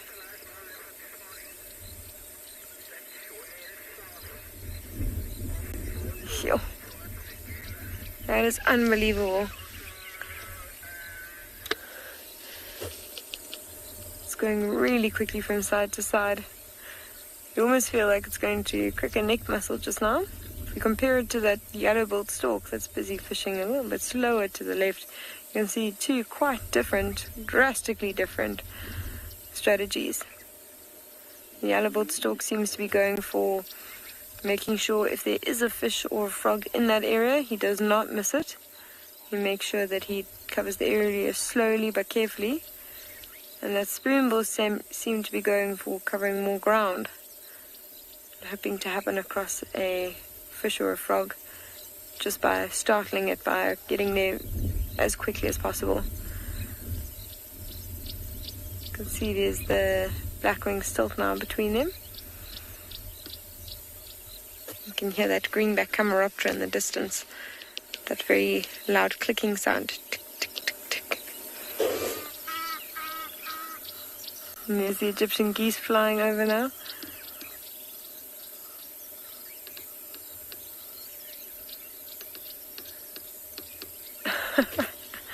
David, yes, it is a very intensive fishing style. I don't think all African spoonbills fish quite as intently. This one just seems to be quite determined to catch something. Perhaps it's been outdone by another spoonbill and is desperately trying to catch up. I think this might actually be one of the ones that were busy sitting on that bank a little bit earlier. Maybe it's decided it's finished pruning itself and finished resting, and it's a bit hungry, so it's trying to catch a fish quite quickly.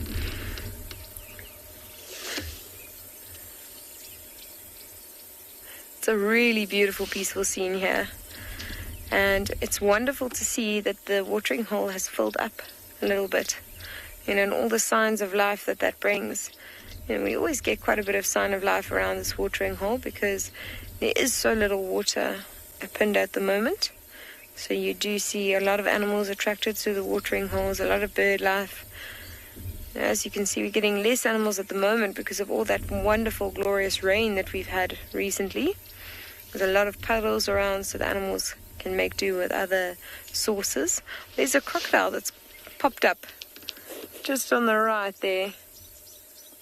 Just go there, you can see it. Its eyes just above the water. Actually saw a fish pop up behind its head just now.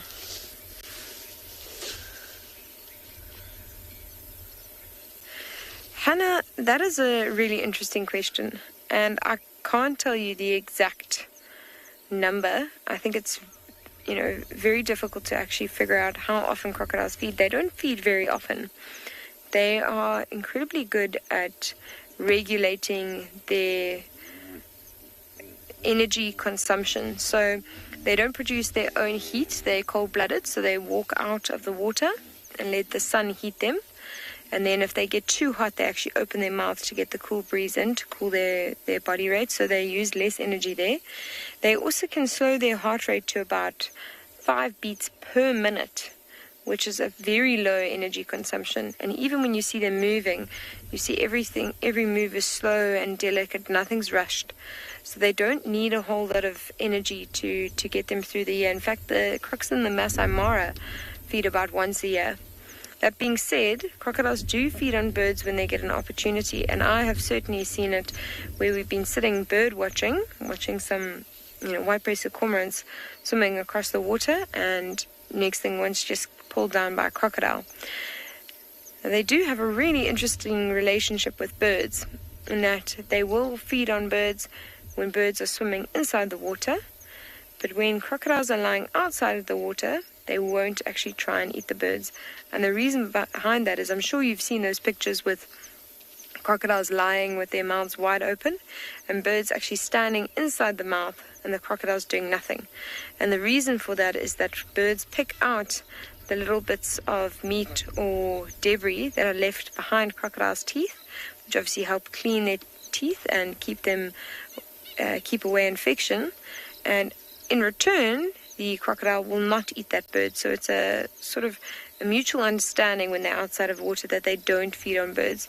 But when they're both back in water, all bets are off. So it's a long-winded way of saying they will feed on birds, I think, whenever the opportunity arises. But it is very seldom. Birds obviously around watering holes, very in tune with what's going on. They're very aware of the fact that crocodiles are there. And so quite unlikely to actually be caught.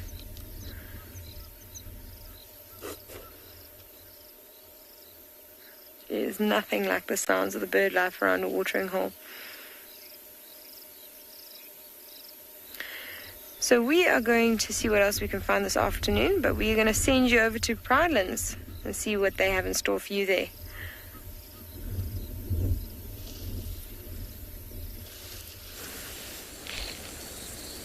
Right, so we were heading towards the other side of the dam to try and see a martial eagle when we bumped into a very grumpy elephant. He was the Grinch of elephants. And instead we found this really awesome thing. So this that you can see just over here, and I'm not sure how close Seb can get to it, but you can see it's very intricate. This little pod is actually called an Uthaka, and it's a praying mantis egg case. Now this one is empty because if I turn it over here, you can see that it is broken open. Now looking at the way it is broken open, I would suspect that these little praying mantis eggs that were inside, they hatched and they came out and they've now moved into the grass and they're moving around here hunting for little aphids and things.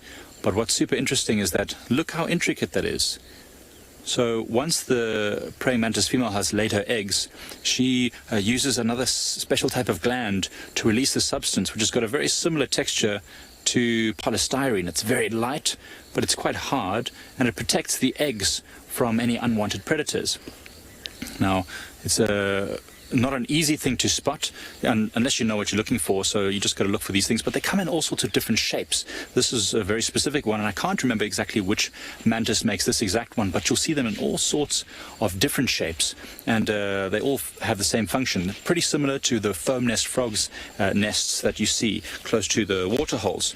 And what other thing I wanted to show you was this little tiny sedge that I have in my hand. Now this little thing here is really beautiful, and I often think that people forget how interesting grasses and sedges can be. Now people look at grasses and sedges and they think that, oh, you know what, it's so boring, it's just one little thing. But look how intricate the flower head on this sedge is. I don't know exactly what species of sedge is, although I should, because it was one of the things I learned as a student way back when. But one thing that's interesting, people often mistake this for a grass, and the way you can tell that it's not a grass is if you look at this stem here. We say grass is grass, but sedges have edges. So you can see this sedge here is very triangular in shape. It's not flat like a piece of grass. And what you're seeing here with this little flower head, those are the actual petals and the reproductive parts of this little plant. So beetles and insects will climb all over those and help to pollinate them, as well as wind as well will help to pollinate them. So that's really, really interesting and really beautiful. When you're walking out in the bush, you must always look out for the little stuff as well. It's not so easy from a car, but when you get off the vehicle, it's super cool what kind of small stuff you can see. Like this little guy, which is actually sitting right next to Seb's camera. I'm going to try and see if I can get it. It's probably going to jump. Oh, of course it's going to jump. There, it's sitting on the dashboard now. So that there is a little grasshopper of some sort. You can see this one is quite small and doesn't have wings yet, so it's what we call a nymph, or one of the instars. And as they get older, they shed their skin, or their outer layer, the exoskeleton, and then they'll eventually get wings and be able to fly, even if it's just for short distances. But look at this particular type of grasshopper. It's got incredibly long legs, so this is a very, very strong jumper. Now, as the name suggests, grasshoppers generally are good at jumping, but not all of them are as proficient as others. Just like not all frogs can jump super far. Some are more designed to waddle or to swim. Well, this one's interesting. Look what it's doing with its head and its body. I wonder if it's doing one of two things. It could either be trying to sway to mimic a piece of leaf or grass in the wind, of which there is almost none right now, so it's not an effective technique of hiding from a predator, or it could be trying to judge distance, which is unusual because it's got compound eyes, these very large, actually they've got simple eyes, but they're very large eyes, and I don't know whether it would really be able to easily tell distance by moving like that. But bright and green and very good at hiding in the grass. Look at this little other, oh, there it goes. There's another little insect that was walking on the dashboard there. That's the kind of thing that the praying mantis youngsters will be hunting for. Very tiny little aphid-like insect. Oh, and it's gone. Because a praying mantis nymph, when it's first born, is a tiny little thing. Not much larger than let's say, the top of a needle, very small. In fact, I was sitting at my place, my tent recently, and I was just reading a book, and all of a sudden all these little insects were raining down on me. And at first I thought it was little ants, and when I looked closely at them, it was actually tiny little praying mantises. It was very cute. There was probably about 50 of them that were climbing all over the chair where I was sitting. So they're really interesting. Another thing to look out for when you're out here is chameleon baby chameleons. Chameleons live in trees, but they lay eggs in the soil. So as you're driving along, especially at night, look out on grasses for little green, round-looking things. Stop there and have a look. Quite often at this time of year, you find baby chameleons. Well, in the meantime, we're just going to head off and see what else we can find. We've managed to come across a herd of elephants. Not the best views, but they're moving. They're moving west into the Mawati. And this is a very, very large herd. They're all feeding quite happily. Probably over the moon that the storm is over and they're starting to dry off. But we see you.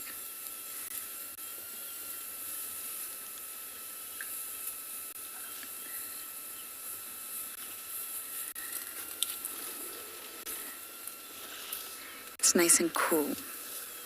So it's not too hot for them. The temperatures are just perfect. And they're ripping up the grasses, they're crunching through the branches.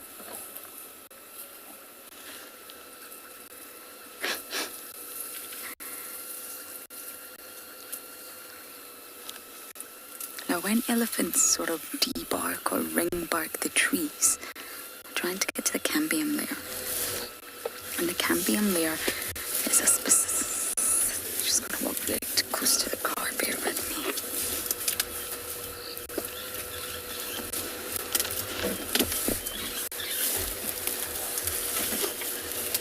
Just going to go behind us. Excuse me.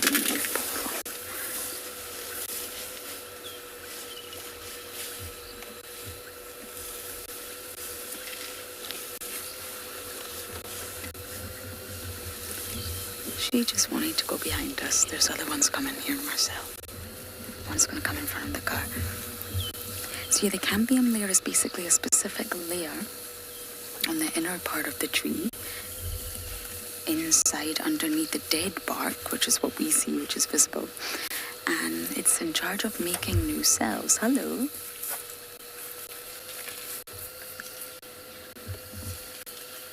Hello.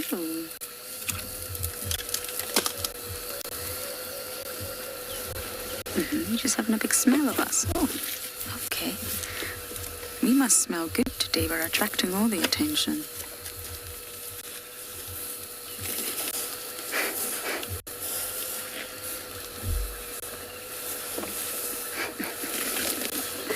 Can't even remember what I was saying now. Perfect positioning of the pole, isn't it? Just wonderful. Yes, the cambium layer so is in charge of making new cells. And the new cells either become part of the phloem or part of the xylem, and both. And the cambium layer is the live part that's in charge of making the trunk and the branches and the sort of tree itself. And the roots actually get bigger and bigger. That's how a tree grows. That's where all the nutrients are. That's where the sugars are. And that's where the moisture is. That's exactly why the elephants want it. They don't want the dead bark around the tree that we can see. No, not at all. They definitely don't want it. They want the yummy layer inside that's filled with all the nutrition, the living cells, and that's the cambium layer.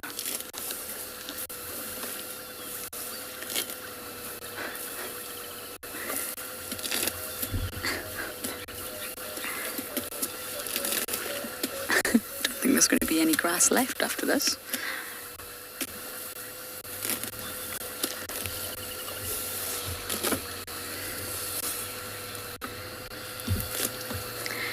Leanne, the babies are constantly watching their mother.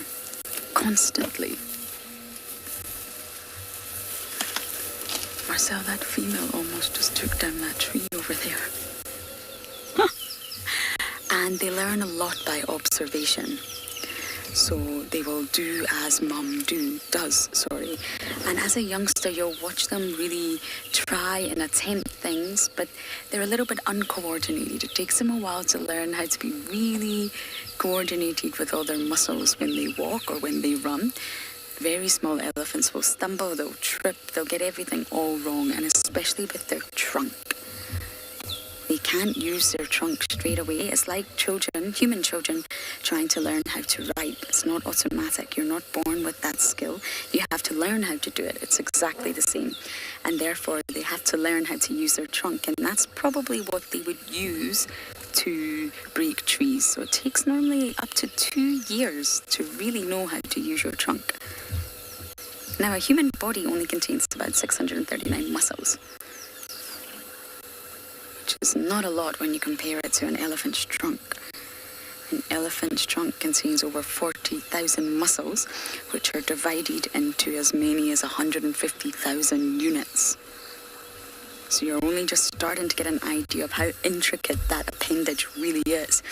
The youngster's not going to be able to use that straight away. It's going to take time to learn to coordinate that. So I would say after 2 years, it'll start to really learn to use that trunk to pull grass, use the prehensile tips, pull, push, suck, use it as a drinking straw before it will break branches. So it'll take some time.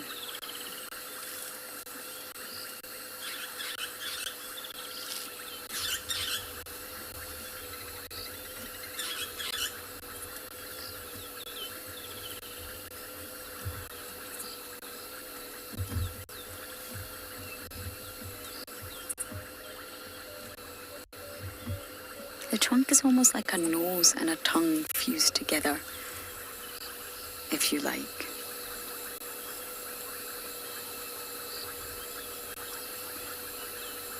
It has many different functions.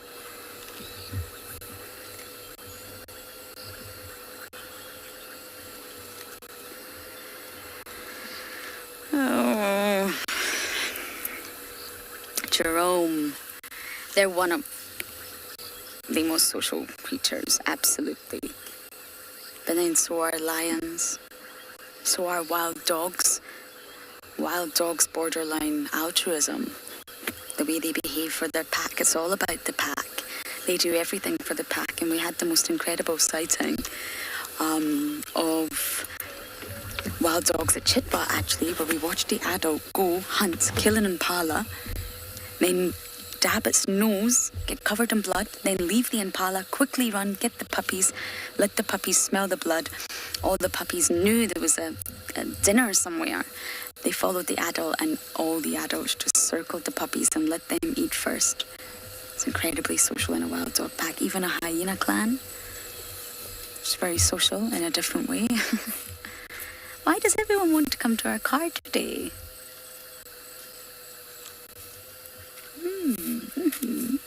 Have a good smell.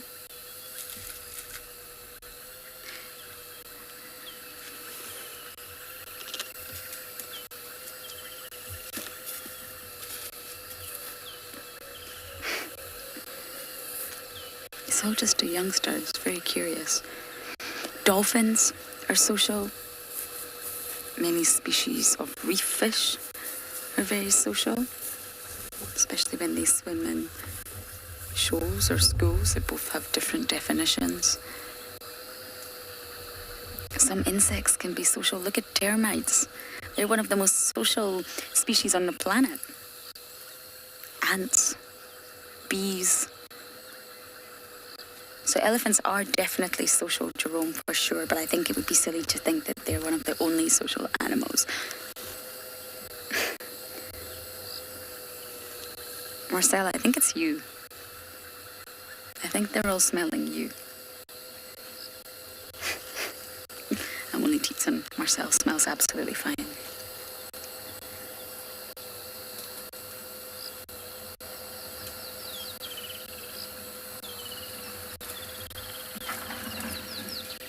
Some birds can be social. Look at the sociable weavers down at Tswalu.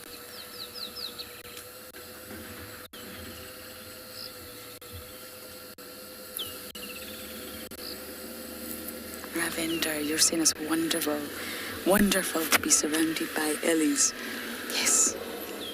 You can feel the energy of elephants if you really tune in, and this is a very happy, relaxed herd. They're all just crossing in front of us, having a sniff, having a look. But this morning, definitely the herd that we encountered, or Marcel and I encountered, they were not relaxing. You can immediately tell with the elephants just from their body language, their behaviour, the energy. They're very reactive. And that's probably because they are social animals. And they don't like to be without the safety of their herd.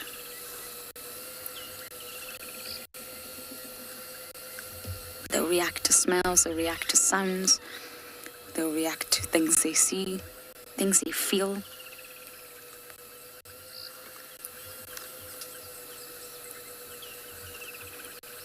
I think they're actually heading down into the Mawati now.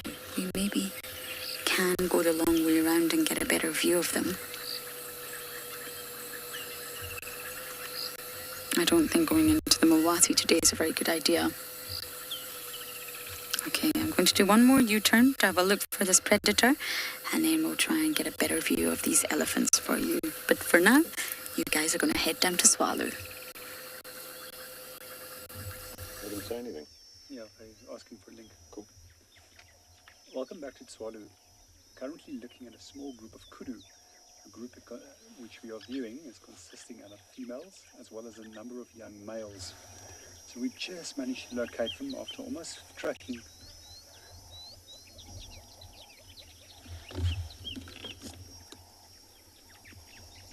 After almost tracking them for a half an hour after the lions, we lost them.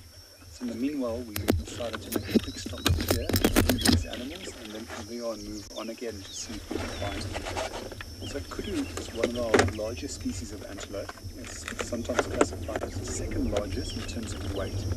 As we've already mentioned previously, that we get up to 316 kilograms of males.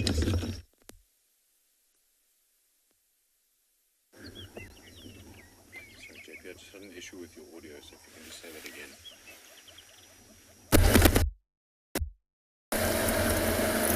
Sorry.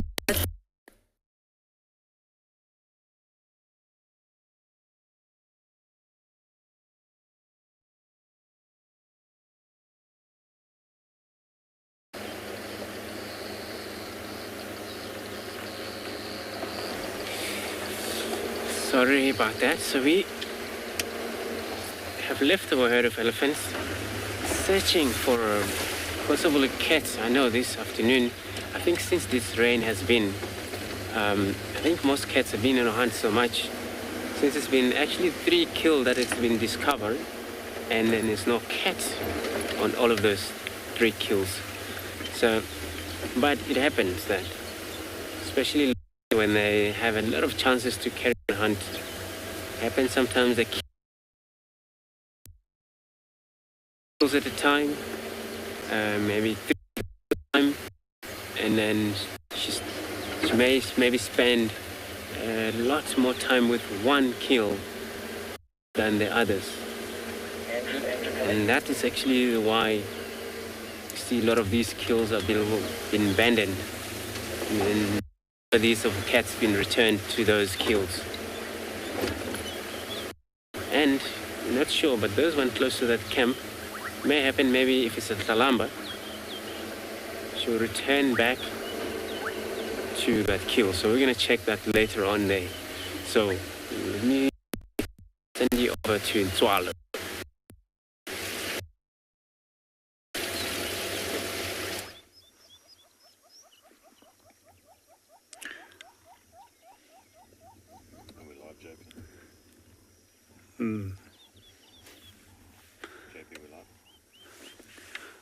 Welcome back to Tswalu. Sorry, we just had a little bit of a technical glitch out there at the moment. It does happen if we're out in the bush. Communications aren't always possible. So we're back on the group of Kudu that we were viewing earlier. And as we mentioned, that they're probably the second largest of the antelope species. But what always surprises me is their amazing jumping ability, and that they can jump from a standing still position over a height of 2.5 meters. I once saw a full-grown Kudu bull jumping a 3-meter game fence when it was running at speed and then just simply leaped over.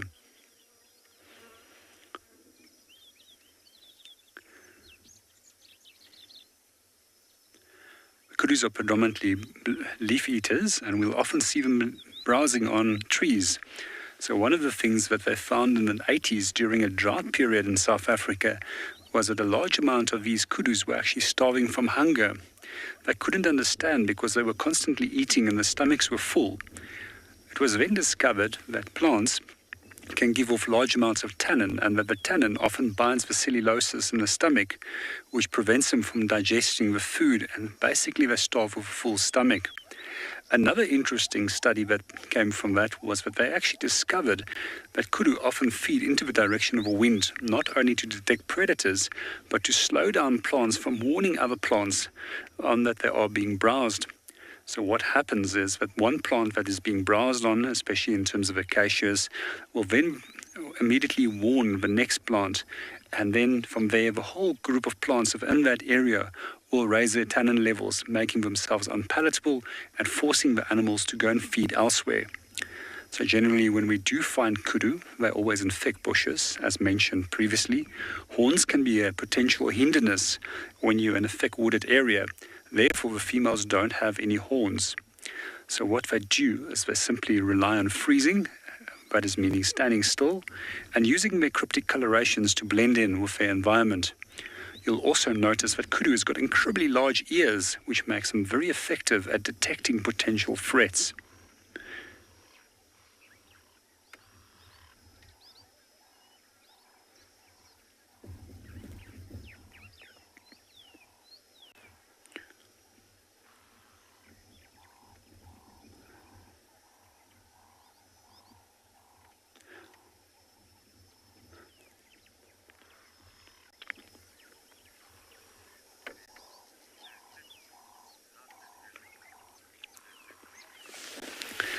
So 50, you 100% right. They're also one of my favorite antelopes, and there's nothing as graceful as a big kudu bull, especially here from the months of May and going into August when these bulls are inbreeding. You'll actually notice that their necks become thicker, they strut around in a very proud manner, and quite often they become so focused on females that I've actually noticed that quite often that they walk into lionesses or lions and being at that time of the year. Sometimes it might be possible that they're just worn out from fighting as well. One of the other things that I've also found over the years, which is very interesting, is that these beautiful antelopes will often get stuck to one another when the bulls are fighting, where the horns will interlock, and quite often then ending up that they can't get loose from one another. The result, often starvation or breaking one another's necks and still being stuck to one another. We're just going to reposition and see if we can see them again.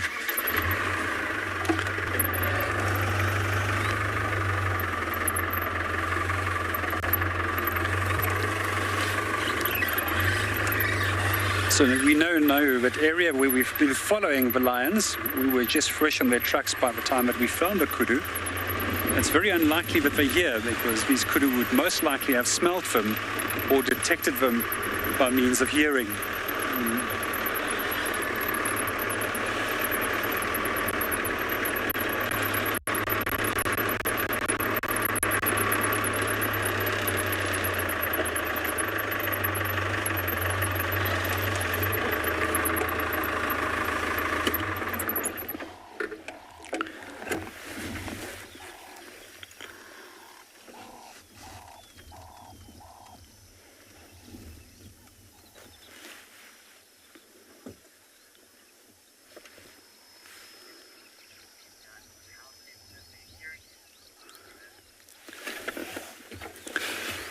Glenn, to answer that question, I'm not sure there's been any studies being done on how good their hearing is, but if we compare it to our own, it's a different world.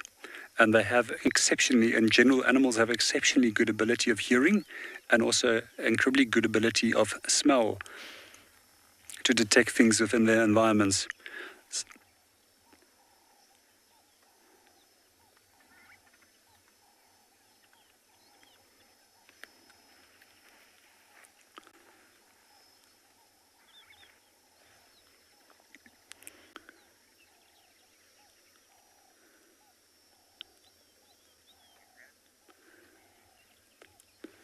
We're just going to check one or two more roads to see if we can find any of those line tracks crossing further to the south, and then from there on continue our drive.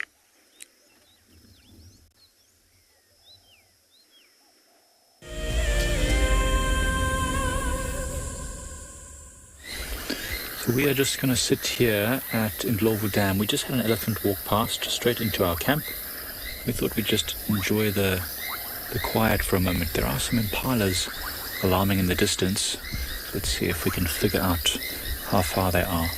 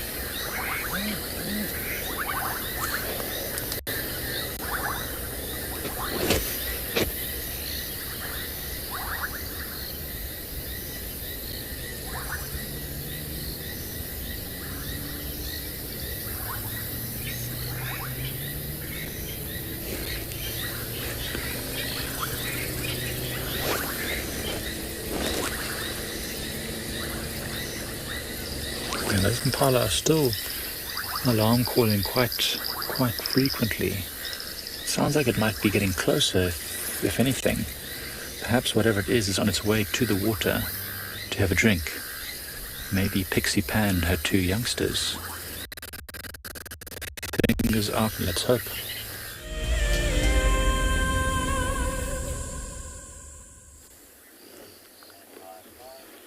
Thanks, Mike.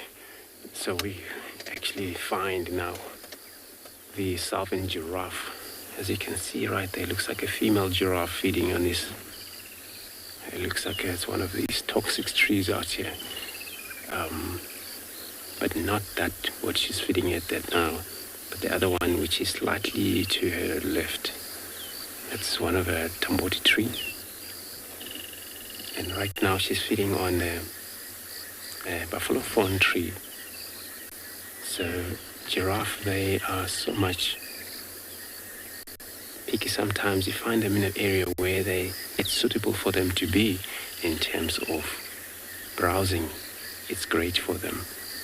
And you always look for them. You don't find them. It's that sometimes they move into places where they always benefit for their own browse. So they are the browser animal. And of course they are tallest animals for sure. For them to reach that height, no other animal can except for the elephant. But some of these bull elephant, the giraffe, some of the places where they can reach, not that female elephant can, so they still can't, so they are tall, way too tall. It seems to separate now. There were two female when we get here. One moved to across the road, and then we still have a visual of this one. But for them to be able to manage to keep up in a one number or same group, this is how they use visual communication, where they visual sight, and they have to sight from one another, even though they're far distance, as long as there's a visual of their ears, which is a lot pale compared to the rest of their body. So it's for them to be able to see one another, even far from each other.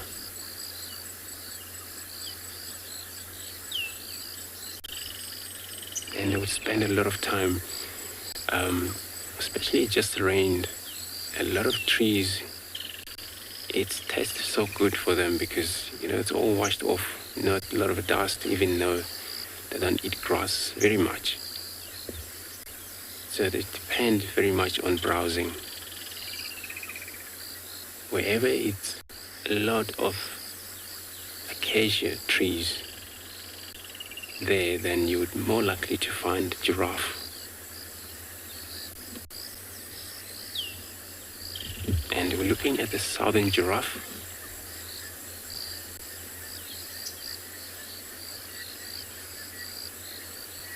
Where their lifespan is anything from 28-30 years, roughly.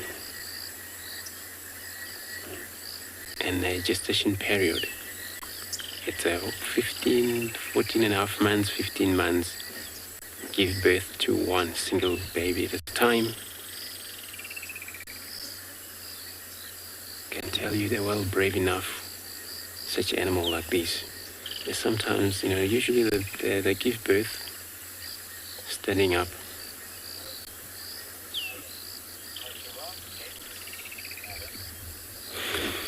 Alan, giraffe, if you corner them, of course they can be very much dangerous, so they kick very bad. But in a land like this, if you could walk towards them there, they were just going to politely run away or move away from us. But if you want to try, maybe grab their baby because the baby injured sometimes like that, and then of course you'll get kicked, maybe to death. So it's only the dangerous they can be when they're cornered, when they have to defend themselves. They can be dangerous. We're talking about kicking, that's how they defend themselves. From lions, they can defend themselves as well. A manly lion can hunt giraffe, the pride of lion. And a lot of time, it's a lot of, damage from the lions. A lot of lions die, sometimes get up injured or limp, not able to move anymore properly, and leads to death if that happened. They use both legs to do that, defend themselves, kick back, forth, but sideways as well.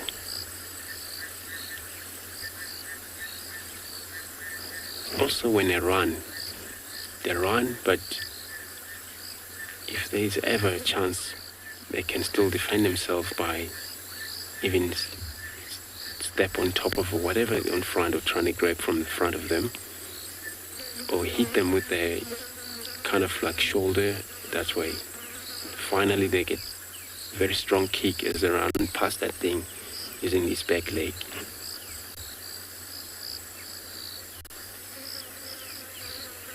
You still have a beautiful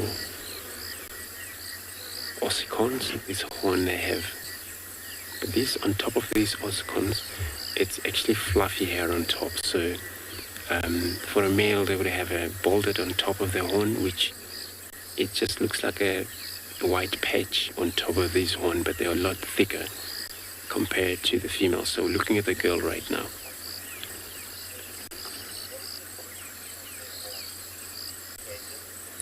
Clayton, so the purpose for the horn, males they use them for fight pretty much, and then the female they don't mainly fight so much. That's why you still see a lot of hairy on top of this horn, because they don't fight much.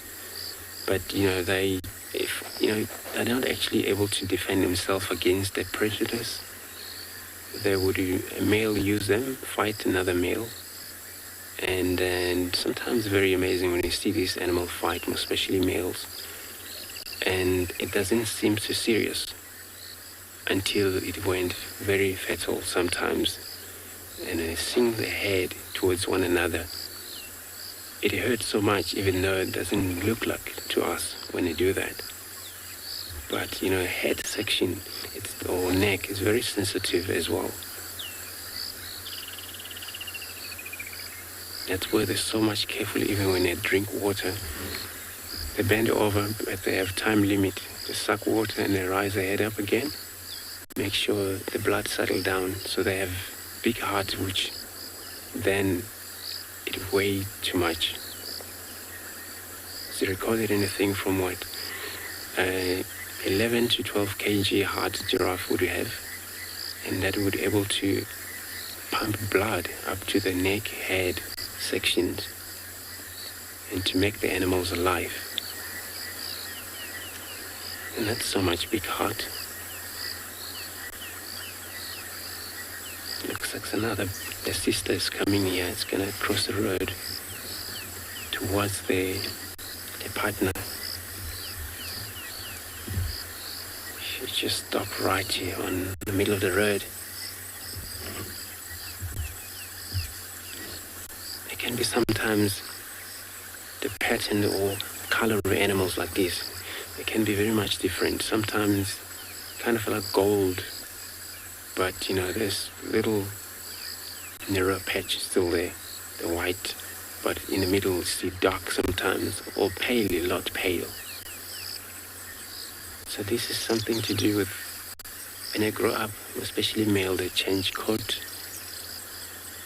or the gene pool can sometimes mean something, a lot. From mother or father that was a lot pale or dark, that animal would have turned very, very dark during their lives.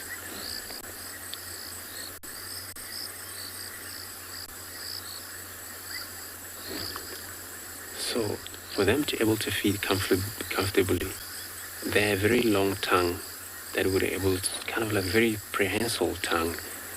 When it come out of the mouth, would be able to hook anything they need. And the feed on these trees, we talk about this Acacia grasses, which is also a knot thorns. The leaves are small, so very small, and they're able to select what they need.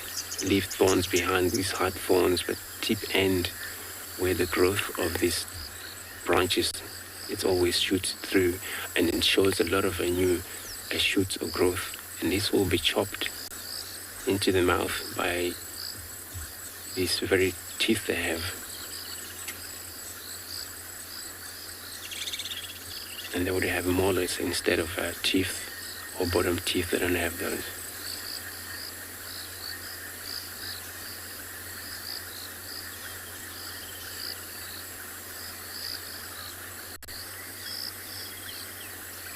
So a fully grown giraffe, especially male, can, be tall as about 6 meters high.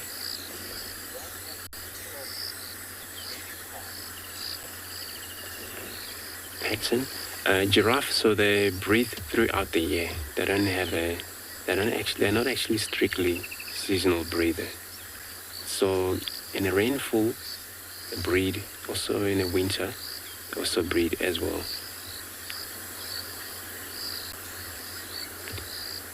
And they are one of those animals, sometimes when you look at them, they're not related to a lot of animals. We don't have an animal that's called okapi, and some of those know exactly that. Yeah, the camela also, they would slightly related to this. I think it's because of how they walk close to camela a little bit. But other than that, nothing else relates them to them. And they walk differently, more away from the other animals.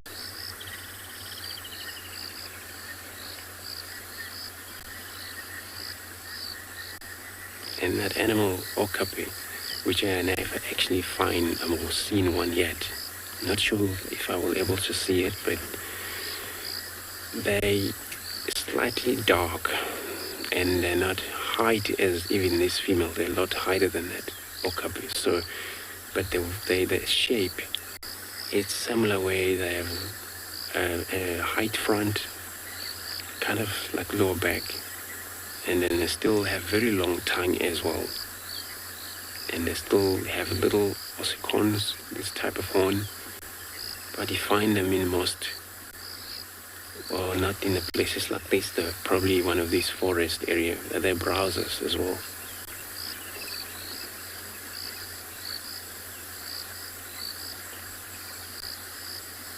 So they ruminate, which usually giraffe when they ruminate, either standing up,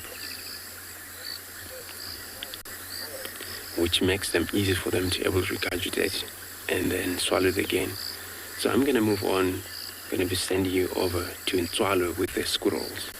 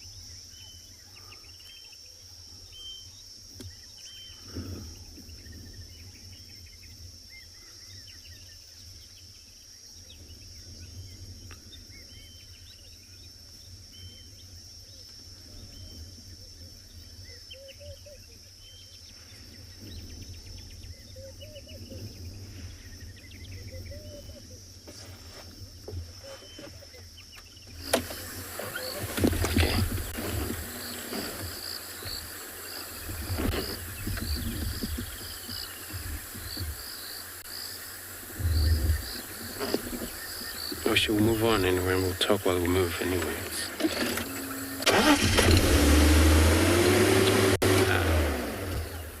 And I think we're going to lose the... When we go down there, there's no signal.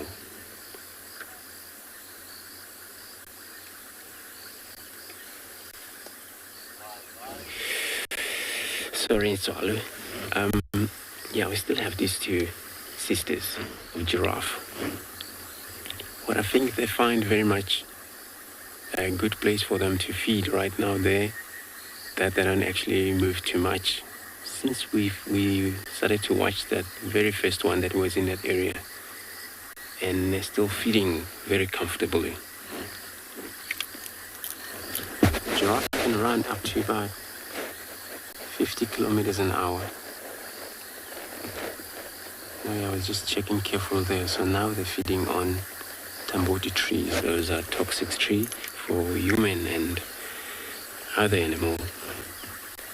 But you find porcupine, which is one of the biggest rodent out here, would feed on the roots for that tree as well as this giraffe feeding on that. Sometimes grey duiker, which is an antelope. If you look at this animal together, you'll see they're not actually the same color. One is slightly pale yellow, other one kind of a dark a bit, the one that's crossing the road now. Look at that tongue come out of that. It's very long.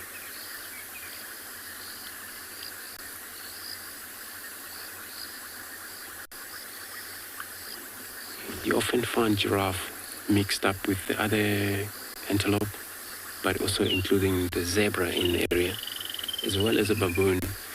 So they don't mind other company.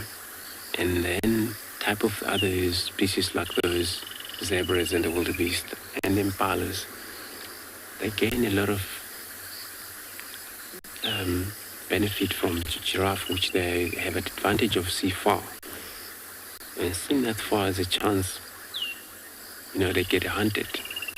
So wherever there's a giraffe, when they want to hunt prey like impalas, if they're the predators out there, they have to make sure they don't get spotted. And that's just the main key for them to be able to get close to the prey species. Whatever they get spotted, they freeze. So they always make sure when they have a giraffe, wherever they hunt, they know that giraffe may spot them before impala do. And then you find if it's a leopard, which won't hunt giraffe, only gonna giraffe will spoil their kill or their hunt. And then they will be more careful about that, checking out before they approach.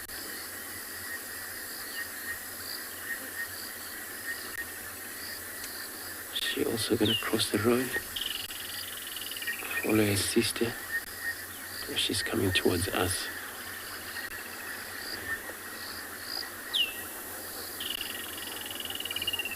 So I'm gonna carry on, check the boundary again, leave this animal in peace.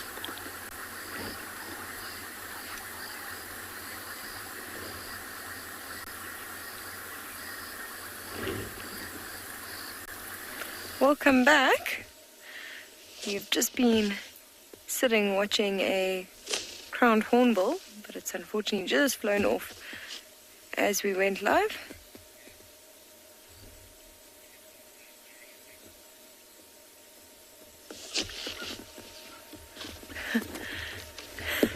So we decided to actually take this road, checking very carefully if we find any signs of leopard in the area. We've got a beautiful drainage line that runs off to our right. We just thought we would drive slowly and see if we find any tracks or signs of it, or even hear that leopard rasp. We heard one earlier today, so we thought maybe we'd check this area.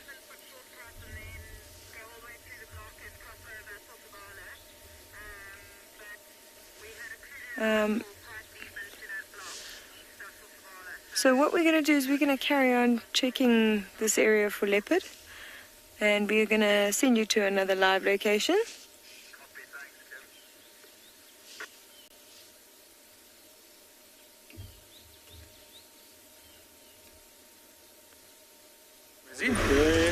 Ah, yeah, he's going to stop that.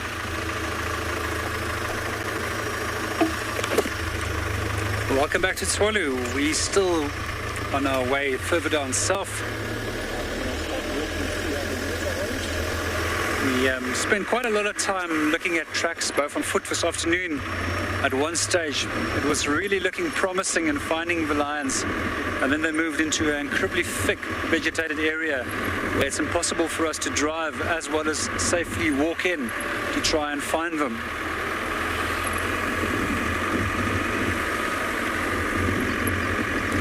At the moment, it's just a beautiful landscape to enjoy. We're just going to put the camera for a short while on the Coronaberg, and then from there we'll continue a little bit further south.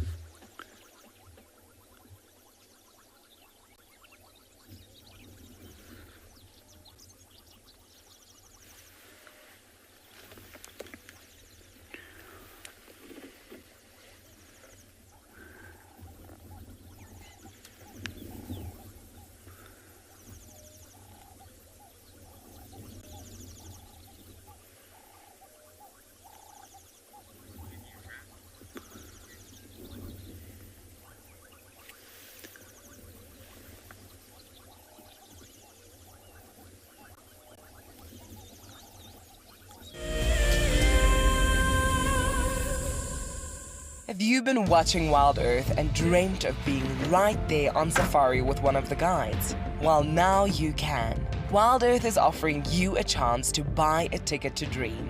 You or a friend can hop on board a live WildEarth show and join our guide on safari. The ticket is redeemable at any of our locations, anytime in the future. Only a limited number of tickets are available, so don't wait. Get your ticket now and start dreaming. Terms and conditions apply. WildEarth is launching our brand new Explorer program with an opportunity to win a very special WildEarth expedition. The lucky winner will get a behind-the-scenes WildEarth experience at the magnificent and beyond Ngala Tainted Safari Camp. The prize includes a 3-night stay for you and a friend with a chance to sleep out in the unique Ngala treehouse. Become a WildEarth explorer and stand a chance to win this and many other prizes. Terms and conditions apply. My name is Ross and I'm a field guide at andBeyond Phinda Private Game Reserve. I love getting questions from guests on WildEarth because I love sharing and learning information about nature with new people, and it also makes me feel like you're all joining me in real life. If you want to ask a question on WildEarth, then you need to register on our website. Once registered, go to our live safari page and submit your question below our live feed. Oh, it's going to be in trouble now. Oh, this is unbelievable stuff. Here comes a hippo in too. Go, Impala. There's a hippo coming in. I can't believe what we're seeing here. This is what we normally see in East Africa. It's all over. Hippo leaping at the crocodile now. Everything's gone underwater. Expect the unexpected here on WildEarth daily.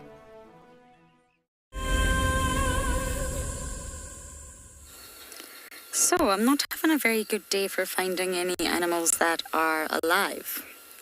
Now, I'm also not sure if Andrew showed you this at the start, but this is the kill right next to our camp, pretty much in the camp area.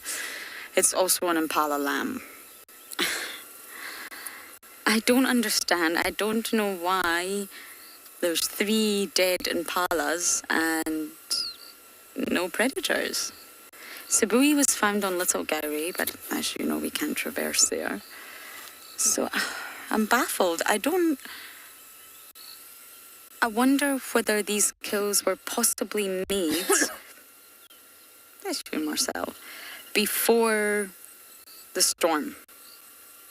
And as I already mentioned, the storm was unbelievable. The sound, we didn't sleep much last night, and I wonder whether because the sort of sound of the lightning itself, the thunder was right above us, I wonder if that scared the animals off their kills. I don't know. I can't think of a possible explanation as to why this has happened. I checked the area, I didn't find anything. So we've came up to this one. And at least whether it could be Kalamba, she's the most likely suspect behind this one. And I just wonder whether we should really properly explore quarantine, see if she's hiding out somewhere. I've never had so many kills in one drive. So it's rather sad. We won't focus on it too long. We will bumble around and see. She could just be in the long grass here. But knowing Kalamba, if I'm correct in my guesses, she would be up the tree. I really don't know. There was no hyena anywhere to be seen around the impala that was on the ground. I'm bamboozled. I'm discombobulated. I have no explanation. But I don't believe it'll stay like this for long. I really think the hyenas have no chance of getting the ones that are hoisted, of course, but I think a leopard has to return. KB, you're saying leopards on a killing spree. It seems that way, doesn't it? And they're all abandoned, and they're all full. I mean, they're all from last night or this morning. Anyway, I think what this means, rather than look at that poor little lammy who has lost its life in the jaws of death, we shall. I mean, this is camp. There's a gate right ahead. This is where we live. So she could be anywhere. She really could be. I'm so desperate to see a leopard that I'm starting to feel really, really frustrated. I would also like to check on the hyena den, but I think it's worth just staying around this tree.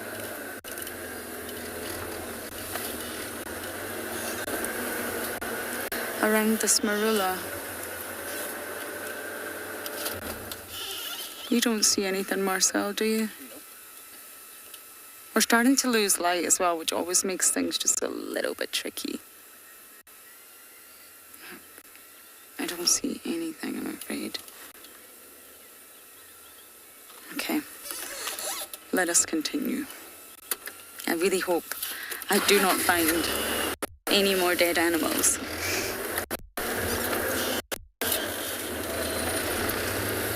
Now maybe the storm separated the lambs from the mum last night and the predator used that as an opportunity, but then where is the predator? Kitty cats, where are you?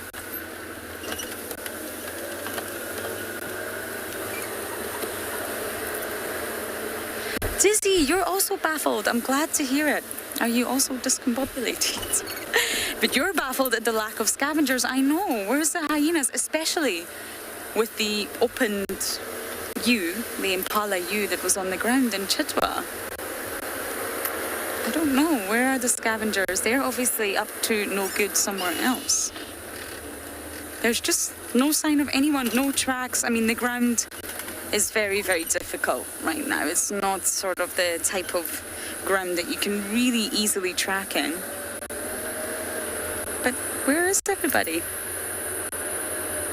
I think I'm just going to do loops and loops and loops until I can piece together this mystery. But one thing, it does leave promise for tomorrow morning, at least.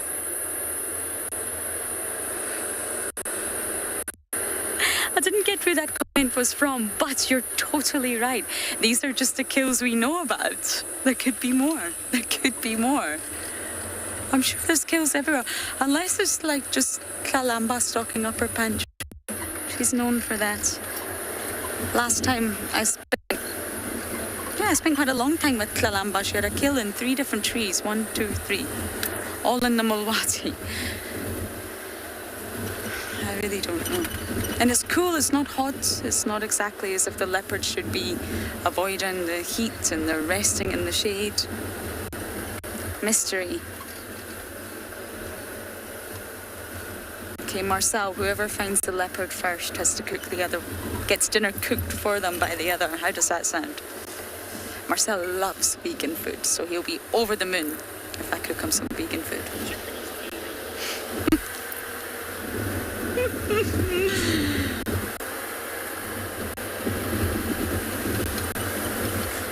I mean, the kill, I am just thinking now, sorry, my brain's talking round. The kill being next to camp could also maybe be a deterrent for a leopard due to people being present. We can't help that.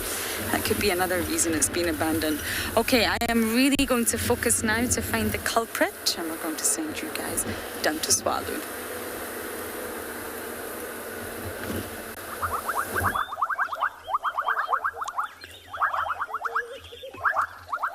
Welcome back to Tswalu. We're currently at Mellifera Pan, named after the acacia mellifera.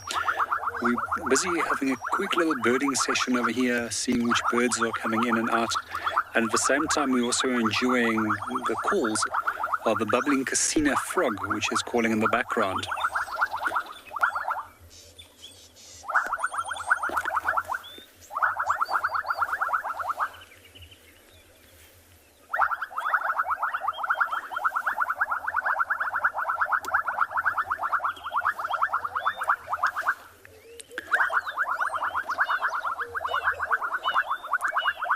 If you look through the sedges, you'll notice a little Namakwa dove. Hopefully we'll be able to get a little better picture of him in a moment. But what you'll notice is that they've got incredibly long tails, and in the case of the males, black faces with an orange and yellow coloured bill. This is probably one of the most beautiful of the dove species in South Africa. Here we go. We're back on him. What I do find quite fascinating about Namakwa doves is that unlike many other bird species, they can actually give moisture off through the skin, and by means of air movement they can cool themselves. Most bird species will actually have to use their muscles of the throat so that they can paint, which also adds to extra energy being used. And this way, Namakwa doves actually make themselves 3 times more efficient in terms of keeping themselves at a more constant temperature. It also enables them to venture out into the heat, where other birds would retreat into the shade.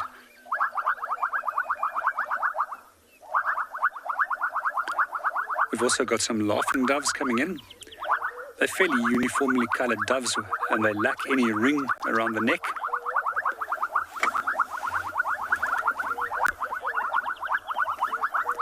Good afternoon, David, and welcome to the show.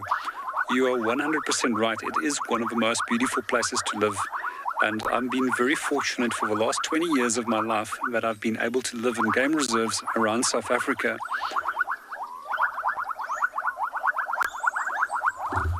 It sometimes is also quite difficult for me to go back to cities, especially if you are used to having animals around you.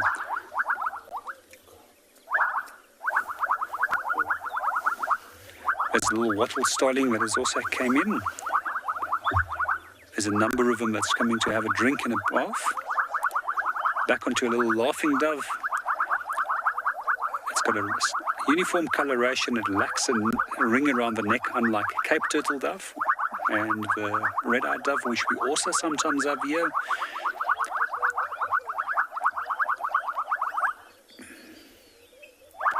As mentioned in one of the earlier programs, doves have got quite a unique ability to suck up water, like as if they're drinking it through a straw. You'll also notice many of the doves landing in a tree, making sure that it's safe and then only coming down to the water and drink. So unlike other birds, they don't need to tilt their heads back, and they're not exposed to potential threats while they are drinking.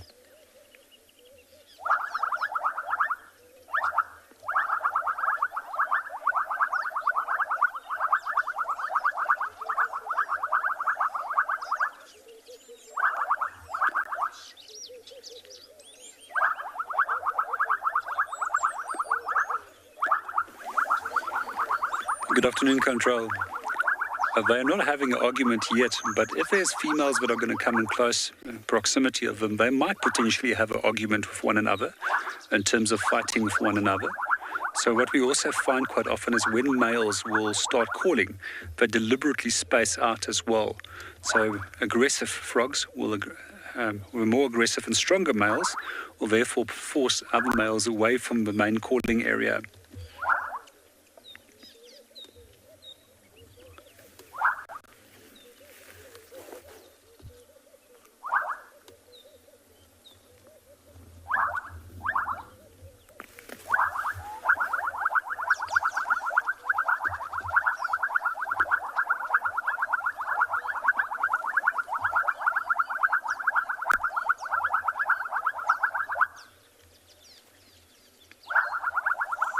We're going to enjoy the sounds of these bubbling casinas for a little bit longer, as well as have another look at the birds that are coming in and out. But in the meanwhile, we're going to send you over to Phinda.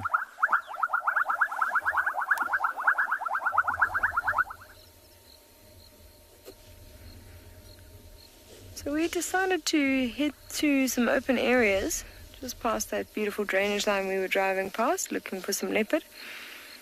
And we came across this herd of wildebeest. Now, if you have a look in front of us, we can actually see, I count 4 very young wildebeest. And look how sweet is that. 2 of them are actually interacting. And what's really nice, you can see the color difference even between those 2. The one in the front's a lot more gray, so it's quite a bit more young. Owen was telling me that him and Damon were busy filming here earlier, and they only actually saw 1 tiny wildebeest calf in this herd. It looks like quite a few more have actually joined the herd, so there's been quite a few birds today. You look at that one off to the right, the far one on the right. It's busy walking past its mom. You can see the umbilical cord right there. Yeah, FM? So you know that they are very young. Look at that one right in the middle. So it's just walking behind that one female now. You can see how incredibly long its umbilical cord is. I think that was the one that we think still has a bit of blood on it. You look, its head is still wet. Oh, it's got such a long umbilical cord. Have a look at that. Its legs are spread quite wide. Doesn't seem to actually be very stable on its feet yet.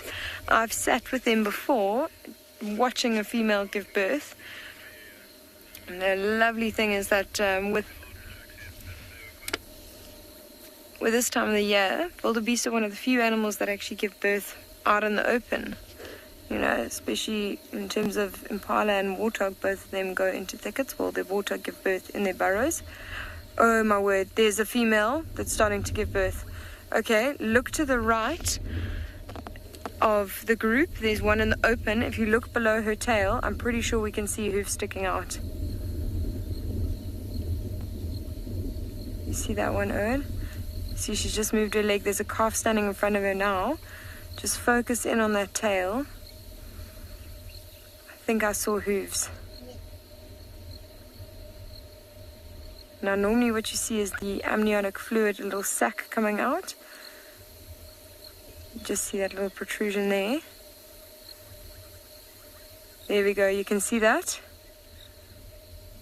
There's the hooves starting to come out. This can be quite a bit of a process. You might start to see the sac protruding. You might see her lying down because she's starting to get uncomfortable.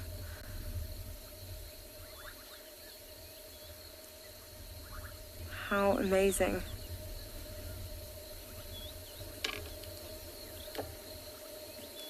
There we go. Look at that.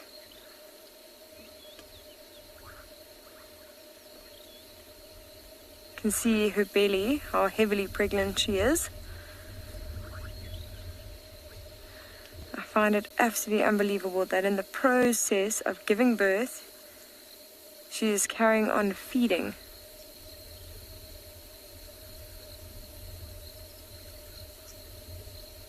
This is just absolutely amazing.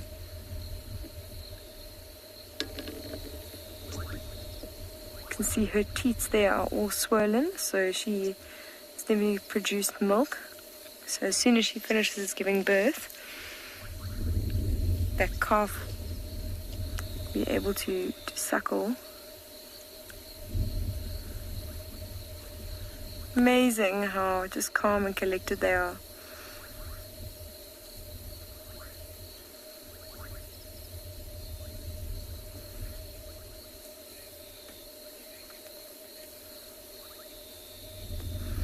Firebird, they can give birth standing up and lying down. What I have seen most commonly is that they lie down, and as they sort of give birth, you see them almost stand up towards the end to let whatever it is come out. Sorry, not whatever it is, the calf come out. But they can give birth both ways.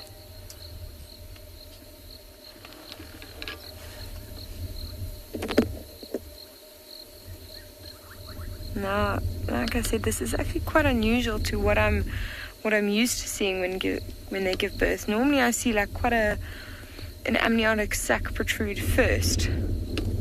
So I'm not sure what's actually happening here. I don't think there's anything wrong. I just think perhaps this is even earlier stages than I'm used to.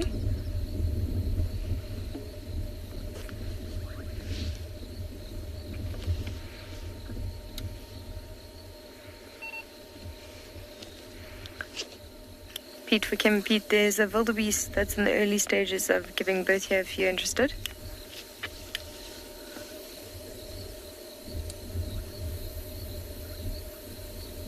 Unbelievable. You can see she's actually got a whole lot of mud from earlier caked on her head.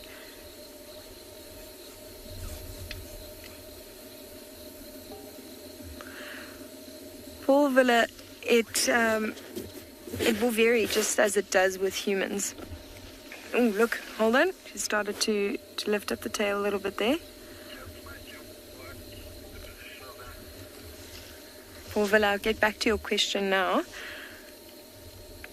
Matt, it's in Indabaan open areas between Ammonite and Indabaan link, quite close to that junction. I'm going to let Pete control the sighting. I'm going off the radio.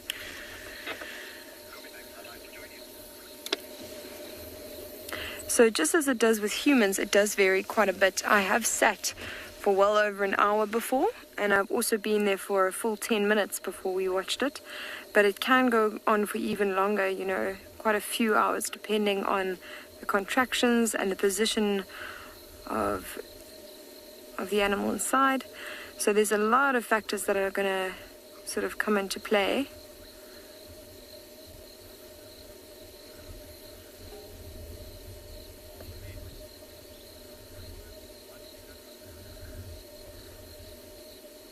She's looking at us.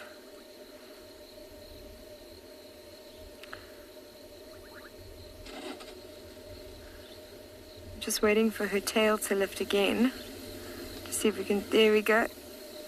You know what? I wonder actually.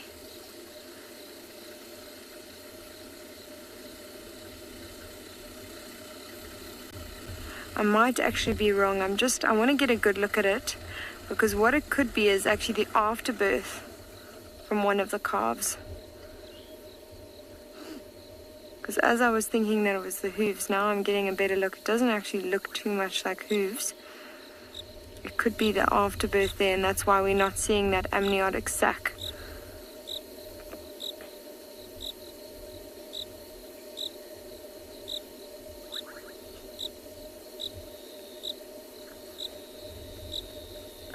I think it might actually be one of the females that have already given birth.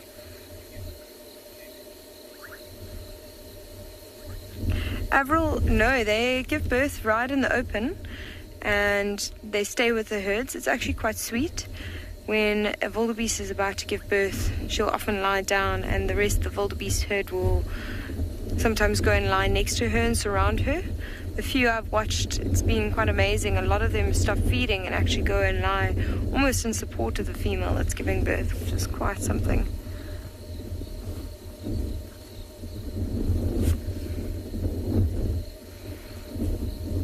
just trying to get a good look.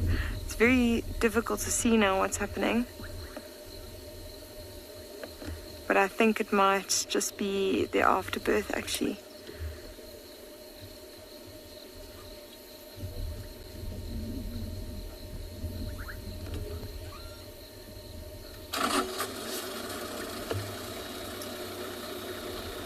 Yeah, I'm not seeing any amniotic fluid.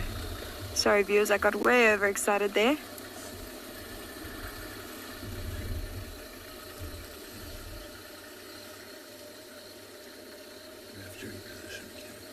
Yeah, I'm just gonna try and reposition in a little bit, get us a better view.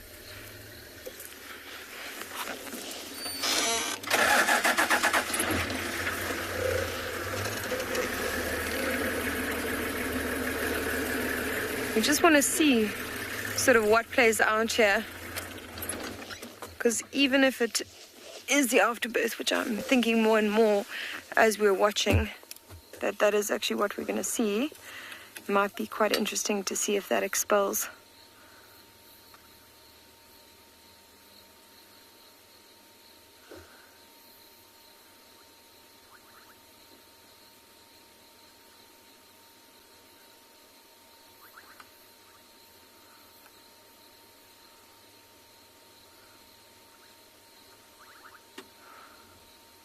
Yeah, if you have a look, there is one little calf that does seem to stick right next to it. If you see, there's that one small one, but it does seem to be going to the other female. This is quite interesting. I'm trying to figure out exactly what's happening here.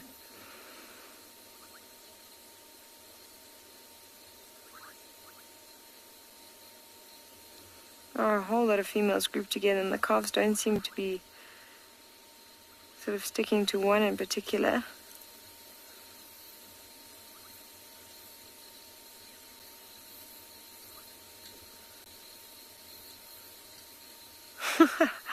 You look, watching that little calf, it is still struggling to walk. Actually, there's one that sort of almost fell down there. Very sweet to see.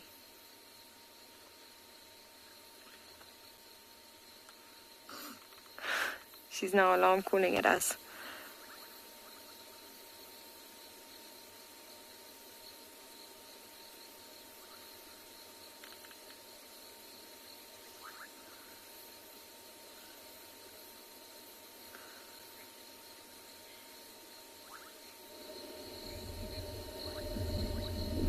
Lee, in terms of the time it takes to walk, I've actually timed it. The quickest one I've ever seen was 8 minutes.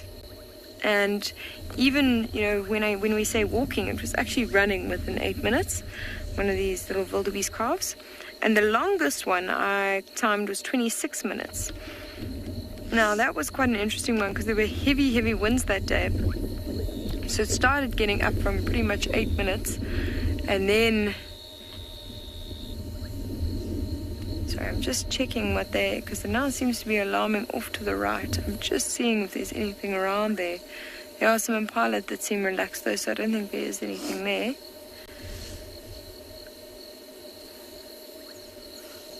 Yeah, but it was a very windy day that morning when it was 26 minutes, so it kept being blown over the second it was sort of standing up straight. Just checking, the impala all are looking off to the left as well. We did have some cheetah tracks in this area earlier, so we are just keeping a watchful eye out. It was the best part about being on game drive, is you really never know what you're going to come across.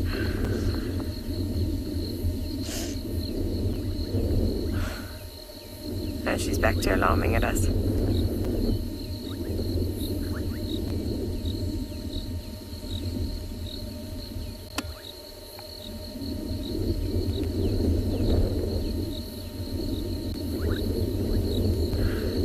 Comparing her stomach to the one to the left stomach actually does look even a little bit bigger. But it's very interesting because there doesn't seem to be a calf that's sticking around particularly closely to her, which, as you can see with all the other ones, you know, there's 4 calves and 3 females lying right next to the calf, so perhaps one calf that's unaccounted for.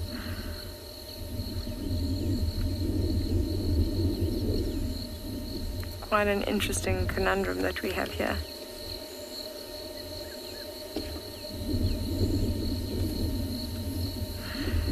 So it could also be that she's not quite giving birth yet, but her vulva's just a little bit inflamed just before they give birth. That also does happen. It's a sign with, buffalo or giraffe, what you look for. Latvia, to answer your question, they can give birth to twins, but it's not very likely. So generally, the longer gestation and the bigger the calves or the animal, the less likely it is for twins or a number of young to be born. But there is a chance of twins. It's just very unlikely. So if we have a look, that could be the answer for the 2 lying in the middle, with 3 calves surrounding them. There's a chance that they're twins, but I think it's very, very unlikely. More likely that there's just one mother off to the right. It's maybe not paying close enough attention to her calf.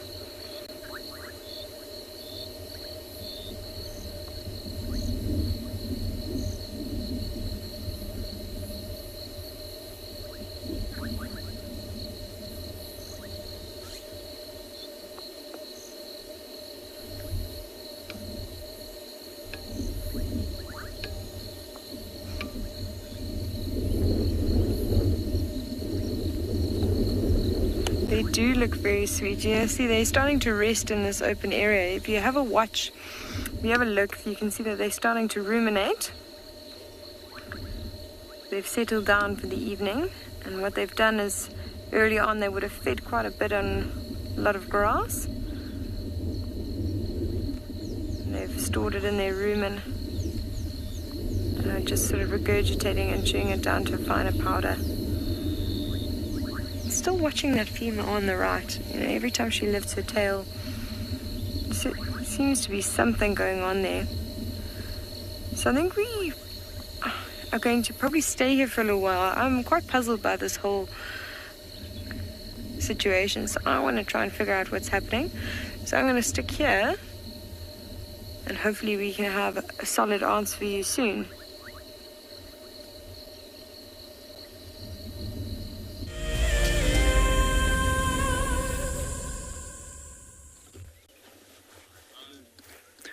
Welcome back to Tswalu. So we've just been sitting here for a short while looking at very tiny insects. Unfortunately, they don't show up so well on the screen. So they're mostly midges and tiny little flies that are flying around this bush. And I've just actually been thinking about how often we neglect to think about how important insects are within an ecosystem. They also serve as a food source. They also play a very important role in pollination, and also sometimes also in the role of spreading disease and creating balance within ecosystems. But in the meanwhile, we're just going to pan out back onto the Koranenberg and that beautiful sunset. We can enjoy that for a few seconds, and then we're going to move on, as we would like to try and get back to the west so that we can have a sunset over the dune system itself.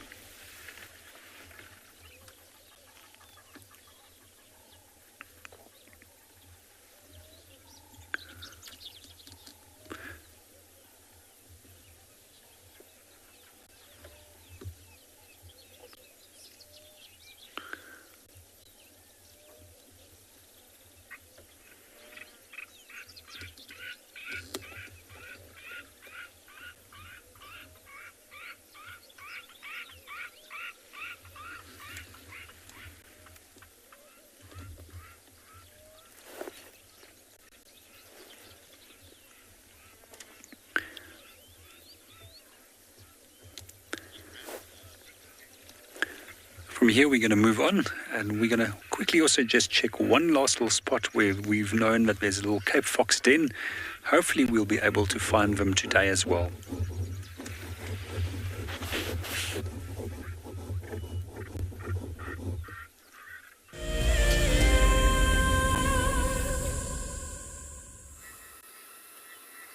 Talking of mysteries and getting to the bottom of things, I decided to come to the hyena den, just in case there's any carcasses here. Sorry, Ali just flew into my face. June is here. Everybody's out, in fact. We've got Ribbon suckling, and being creatures of habit, Ribbon has actually spiced it up. She normally sits at the other side of the den, and if you look closer, you'll see that bulbous belly.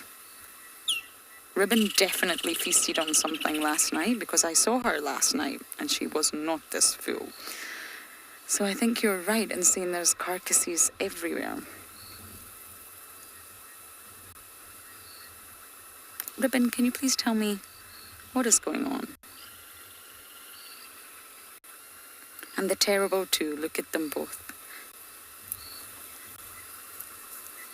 Heart's not here, but Heart's little cubs are out and Corky's daughter's out as well. Oh, and here we go, the games begin.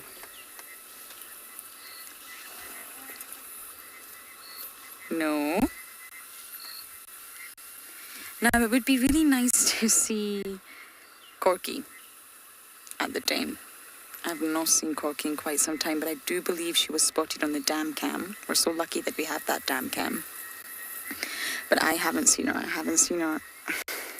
Excuse me. Nope. I haven't seen her around the den in a very long time. Not since I've been back during this stint. We got great views of June's little one last night. It was so precious. It came out. It got to meet her sister. Its sister, Sutu. Got to meet Ndebele, and lots of fascinating things became clear last night. And we did get a genitalia inspection. Looks relatively female, but honestly, at this stage, you really, really cannot tell. It would be silly to make a conclusion at this side, but of course you can speculate and you can guess. And the genitalia did look like a pseudo penis, blunt at the end, but I think we do need more close inspections to be able to confirm that. So it's exciting. Is June going to give us another girl? Hopefully, that's what the Djuma clan needs. It needs more females. There's only 5 adult females in the clan right now, and that makes the clan relatively small. But one other thing I wanted to mention was I've always assumed, I think assume's the right word, that Corky was at the bottom. She did a 180-degree flip, if you like, from the top to the bottom. I'm actually now really thinking that June's actually at the bottom. Why am I thinking that? A few reasons. One was last night we got to see Corky's daughter acting quite dominant over June. Tail up, a little bit aggressive. I mean, she's tiny, she can't be too aggressive, but she was nipping at June. Now, she could just be doing this through learned behaviour, through watching the other cubs, but I don't think so. I think Corky probably exerts her dominance over June because she's just above her. She's still low-ranked, Corks, but she's above June, and I think she exerts her dominance over June, and Corky's daughter is following suit. I also am thinking back now to November 2019, when that matriarchal takeover happened in camp. That awful, awful night. And June was the one that came out the worst. Out of everybody, June and Corks. And I think I just wrongly assumed that Corks was always at the bottom, but I'm wondering if we're wrong, and I think we really need to pay attention to that. We need to see an interaction between June and Corky. That's going to really give the game away. They both seem to have acceptable relationships with Ribbon, though. I mean, Ribbon's here right now, June's here. Corky's around as well. I could be wrong, I'm just speculating, but I think it's something we really, really need to home in on to find out the hierarchy. Who are the bottom 2 and in which order? Did Corks just fall from grace and go straight to the bottom of the pile? Or did she retain something and at least stay second from the bottom?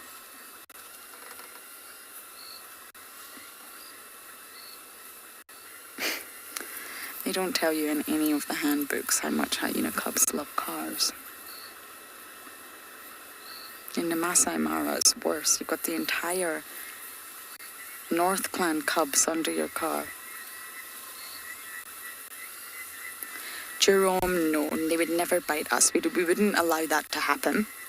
Yes, we don't have a door, but we would never ever allow ourselves to be in the position to be bitten by a cub. Trishala did have a little bit of an accident with her earpiece.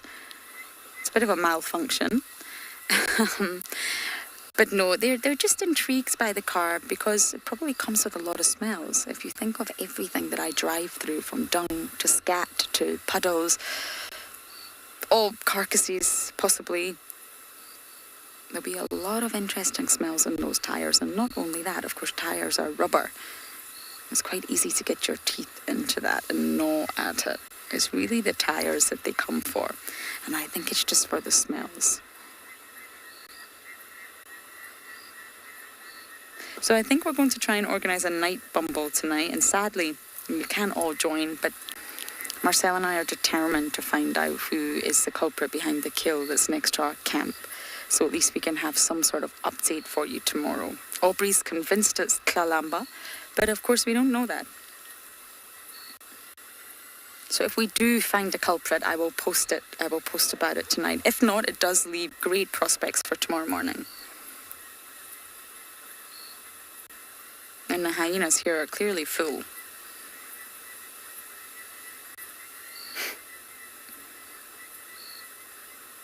I have said this before, but although hyenas are great scavengers, they're great at it.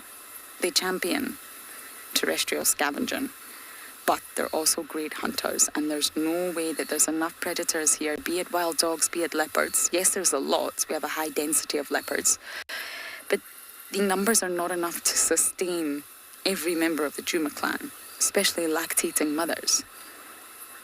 There's no way they survive just on the scraps that they get from scavenging. These ladies definitely do hunt. Okay, I'm going to stay here a little bit longer and hopefully head back to quarantine for the rest of the drive. But for now, let's send you across to Andrew.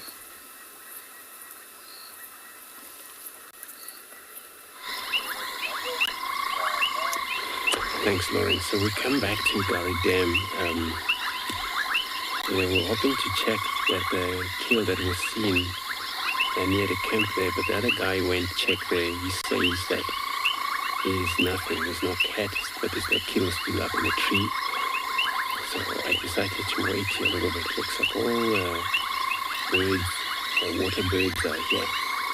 But I'm trying to zoom through enough that I can't tell if it's a grey heron or it's a Giraffe heron, which is one of the, if it's a Giraffe heron, it's one of the species that we don't often find, especially near Gari Dam. But it's actually very dark. I'm just using infrared light. It could be that, it's just so dark, and maybe it's a grey heron. I'm not sure. I'm just going to take a silent moment of a silence, listen to all the frogs, all happiness on this dam.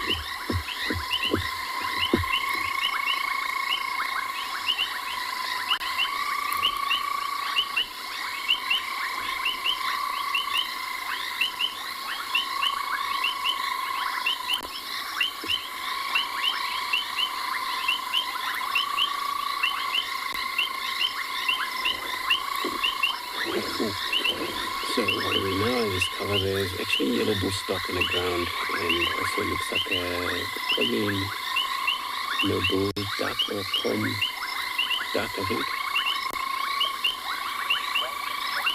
And it's been fantastic just to listen to the sound here.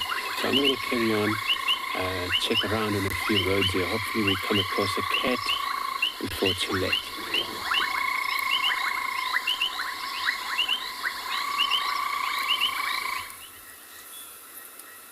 Starting to get a little bit more active here. Who's arrived on the scene? Is it Sutu again? I think it's Sutu. Now bear in mind, when I discuss the hierarchy, again, it's just speculation. You can really only confirm through observations. That's why we spend time here, trying to understand the dynamics. I'm a firm believer that there's a lot about spotted hyenas we don't understand.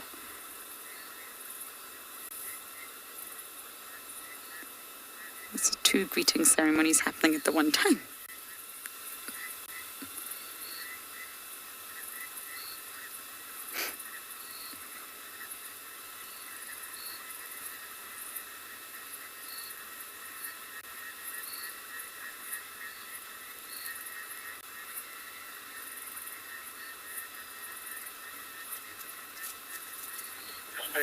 Thank you so much. I'm closing down for the evening. Stuck in bed, you're saying it would be cool to see a little Junette. Junette, I like it. We can work with that for now. I'd love to see it again. We got really, really lucky last night. It's got introduced to many clan members. And it really started. It's the furthest from the dentrance that I've seen the little one venture. Possibly happens more regularly, but it's definitely the furthest I've seen it. I've got to see the whole body. Very, very fat little tummy. It's obviously full of milk. June's doing a good job, at least.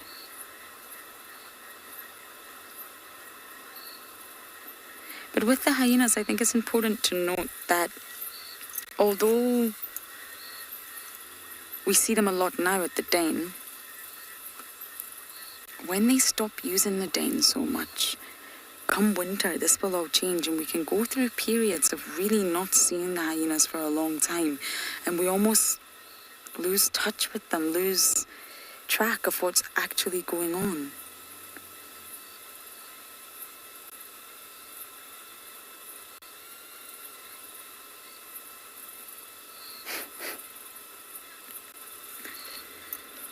Ribbon is remarkable in her own way. She's always so relaxed.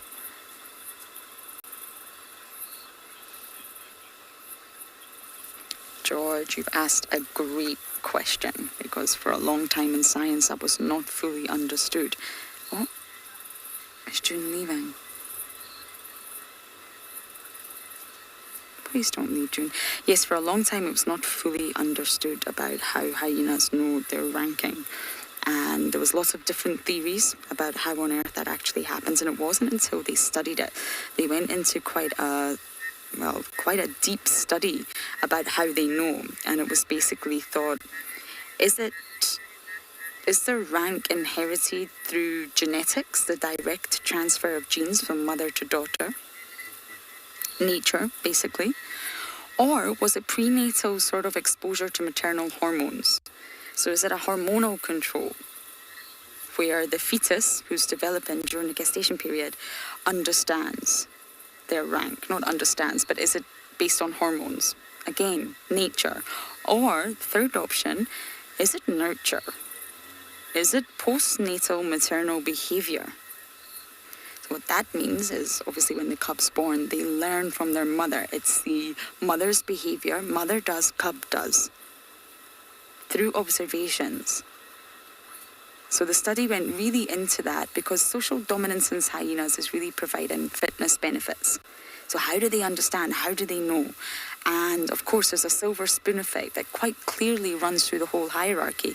And basically, to cut a long story short, out of those 3 distinct pathways, nature versus nurture, 2 nature examples, 1 nurture, the study actually resulted in nurture. It was demonstrated that even using surrogates and adopted cubs in various different captive settings, that it was best explained through postnatal maternal behaviour. They're learning from their mum. And that's what I was referring to about Corky's little cub. When Corky's daughter acted very dominant over June last night, it wasn't overtly aggressive, but it was dominant. She's learned that from her mum. She's learned that from Corky. She's trying to exert her dominance over something, and it was June that was at the other end of it. So it's nepotistic. Silver spoon, just like the royal families, you are born, your life is set up by who your mother is. Your mother's at the top, then that's silver spoon, you're going to be at the top. Your mother's at the bottom, sadly, you're going to be at the bottom, unless she switches things up, which is exactly what Ribbon did. So great question, and that's the answer.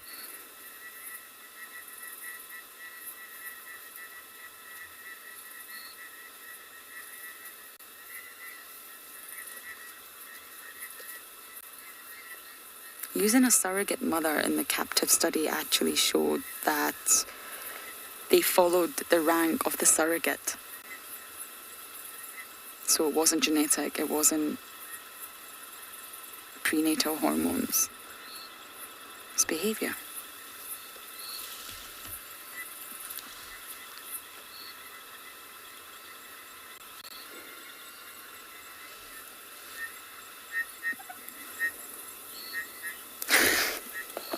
Lucy, I can't believe you've asked that question. Great minds think alike. Marcel and I have just exchanged a few glances. We have been hit with something very absurd. I'm not entirely sure where it came from. Well, I do know exactly where it came from, but who it's come from, I don't know. Other than that, yes, I can smell the hyenas. I can smell the den on the approach.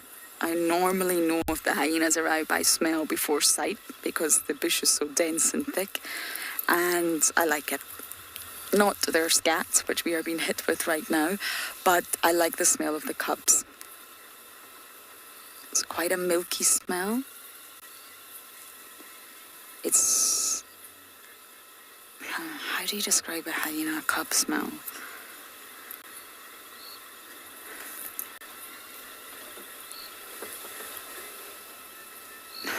I'm lost for words, actually. It's a lot softer than the adults. It's quite earthy.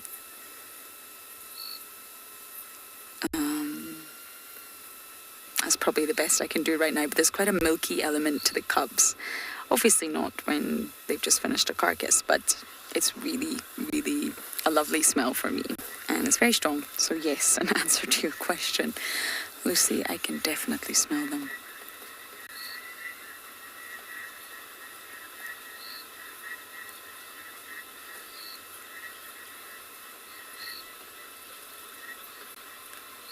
It's lovely coming at this time of night using infrared and seeing the den active.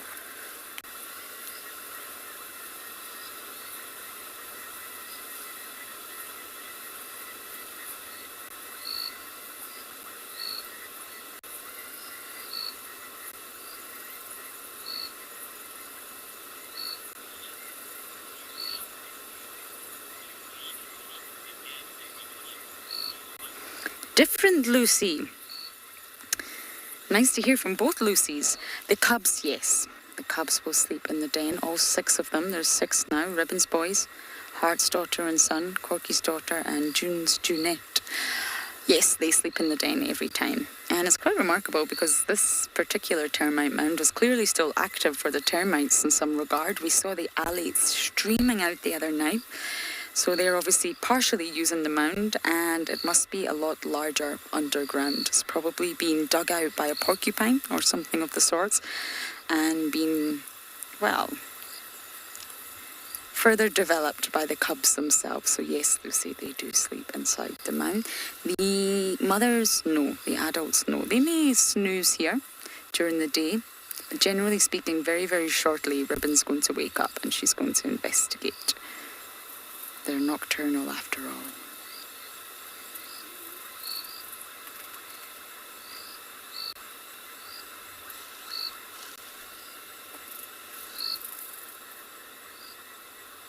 torn between staying here a little longer or racing to quarantine. Yes, I think I'm going to race to see if I can find the culprit behind that kill, but we're going to send you across to Andrew to see if he's had any luck.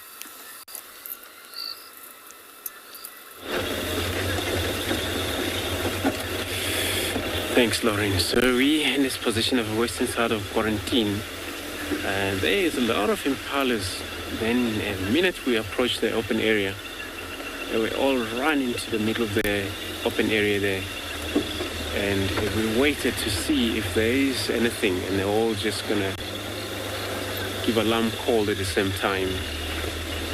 And then, but I called the other vehicle to have a look on the other side, the eastern end of the quarantine, and we're checking in the western end. So whatever it is, it's a leopard. If she or he lying down flat, since he gets spotted by these impalas, until we get mobile again, it's going to be a little difficult for us because we can't off-road or try and look around this behind the bushes. But maybe there is a leopard around here in quarantine because the remain of the kill is still up in the tree. Nothing eaten in there. So I believe it was because of a lot of movement around near the camp, and that's why that leopard couldn't stick around. Maybe it's a talam, but put a scrub here over here.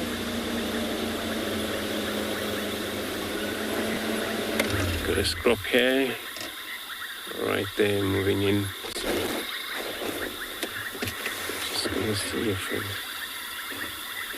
Simon, you're right there.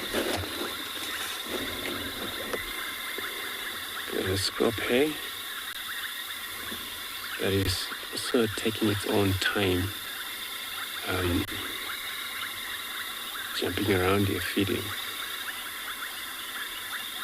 But now, we're actually far western end of the quarantine. This is far too much from those impala where they were probably running from the southern eastern end. And it's close to Tumbeta camp there where also activity, a lot of movement as well. And then now they all seems to stop. So remember the scene actually, maybe a killing last night, somebody killed from their group. And every time there is a suspicious or any movement or any sense, smell that could sometimes smell a cat around or dangerous animal, they're all aware immediately. And they're so blessed that they have this quarantine open area. And they still get disturbed sometimes, even though they remain in a group. When they get hunted in the pouring rain, lightning, it's quite difficult for them to understand or move away from the scene immediately because they don't actually smell anything or hear anything besides the rain pouring and all the wind blowing. So I'm going to check slightly from here. And then we'll check also the axis road. And we're going to go back to that, or the other guys, maybe they've been there. Could have killed that I haven't heard yet. It's actually very...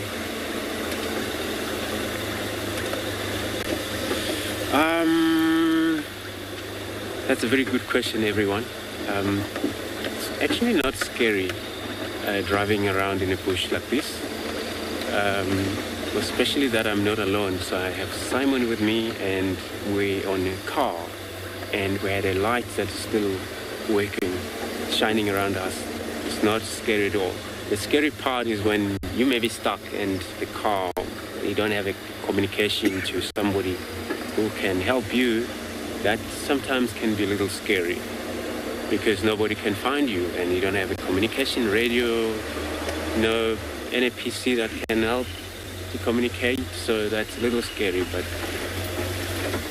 of course, for now, no, it's not really scary. It does feel like scary, but it's not. So yeah, let's carry on, check around access road there. Hopefully we'll get luck.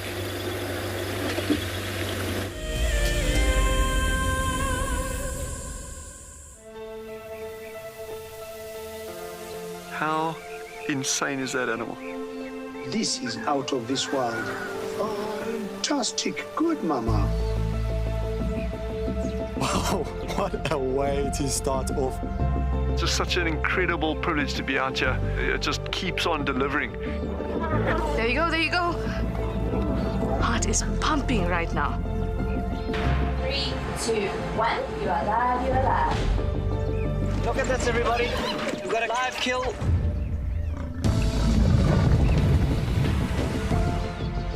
The cock's holding the tail. It's holding tight. Lucky wildebeest. There's nowhere to go. This is a disaster in the making. Something that I have never seen before in my entire life that you are now watching live. My heart is in my mouth, everybody. Look at this. It's gonna make it. It's going, it's going.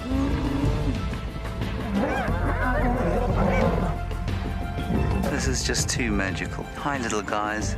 That's great, isn't it? Look at that. Scuba Steve has got a friend. You've got a friend in me. It couldn't be a better morning. This is just too special. Oh my goodness, we've got a turtle. How epic is the fact that we're coming to you live from the Chobe River? It's the most incredible feeling to be here. This is live and we're in Rwanda. This is a very, very different adventure, charged with emotion.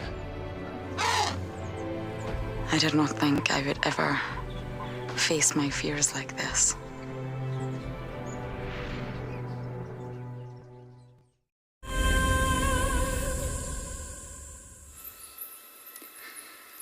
We came back, we raced Ferrari Safari.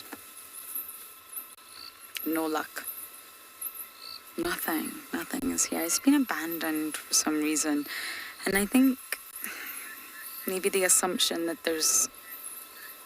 that we know of, there are 3 abandoned carcasses.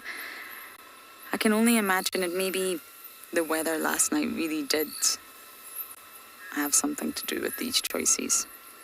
And that's not to say the leopard might not come back. It's definitely a leopard if it's been hoisted like this. But there's not a single peep, no eye shine, no tracks.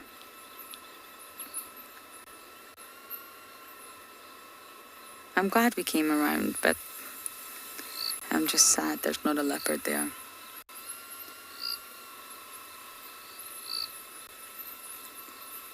Three abandoned carcasses in one day is a lot, so there has to be a common factor, and the only common factor that I can think of for sure is the weather, at least from last night. Awful weather. Is that IR light just gone out, Marcello? Okay, then unfortunately we can't show you that carcass. I mean, you have seen it enough already.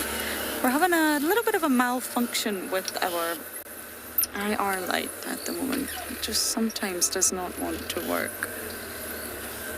So we're going to bumble to camp since we're here already.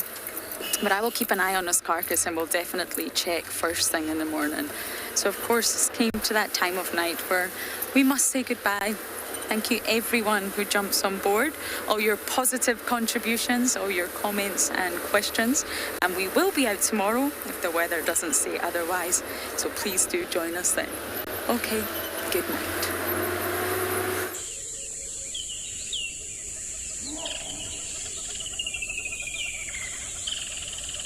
Features live coverage of an African safari and may include animal kills and carcasses.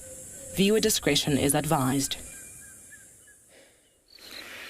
Good morning and welcome to andBeyond Phinda Private Game Reserve, where we've got a beautiful herd of impala.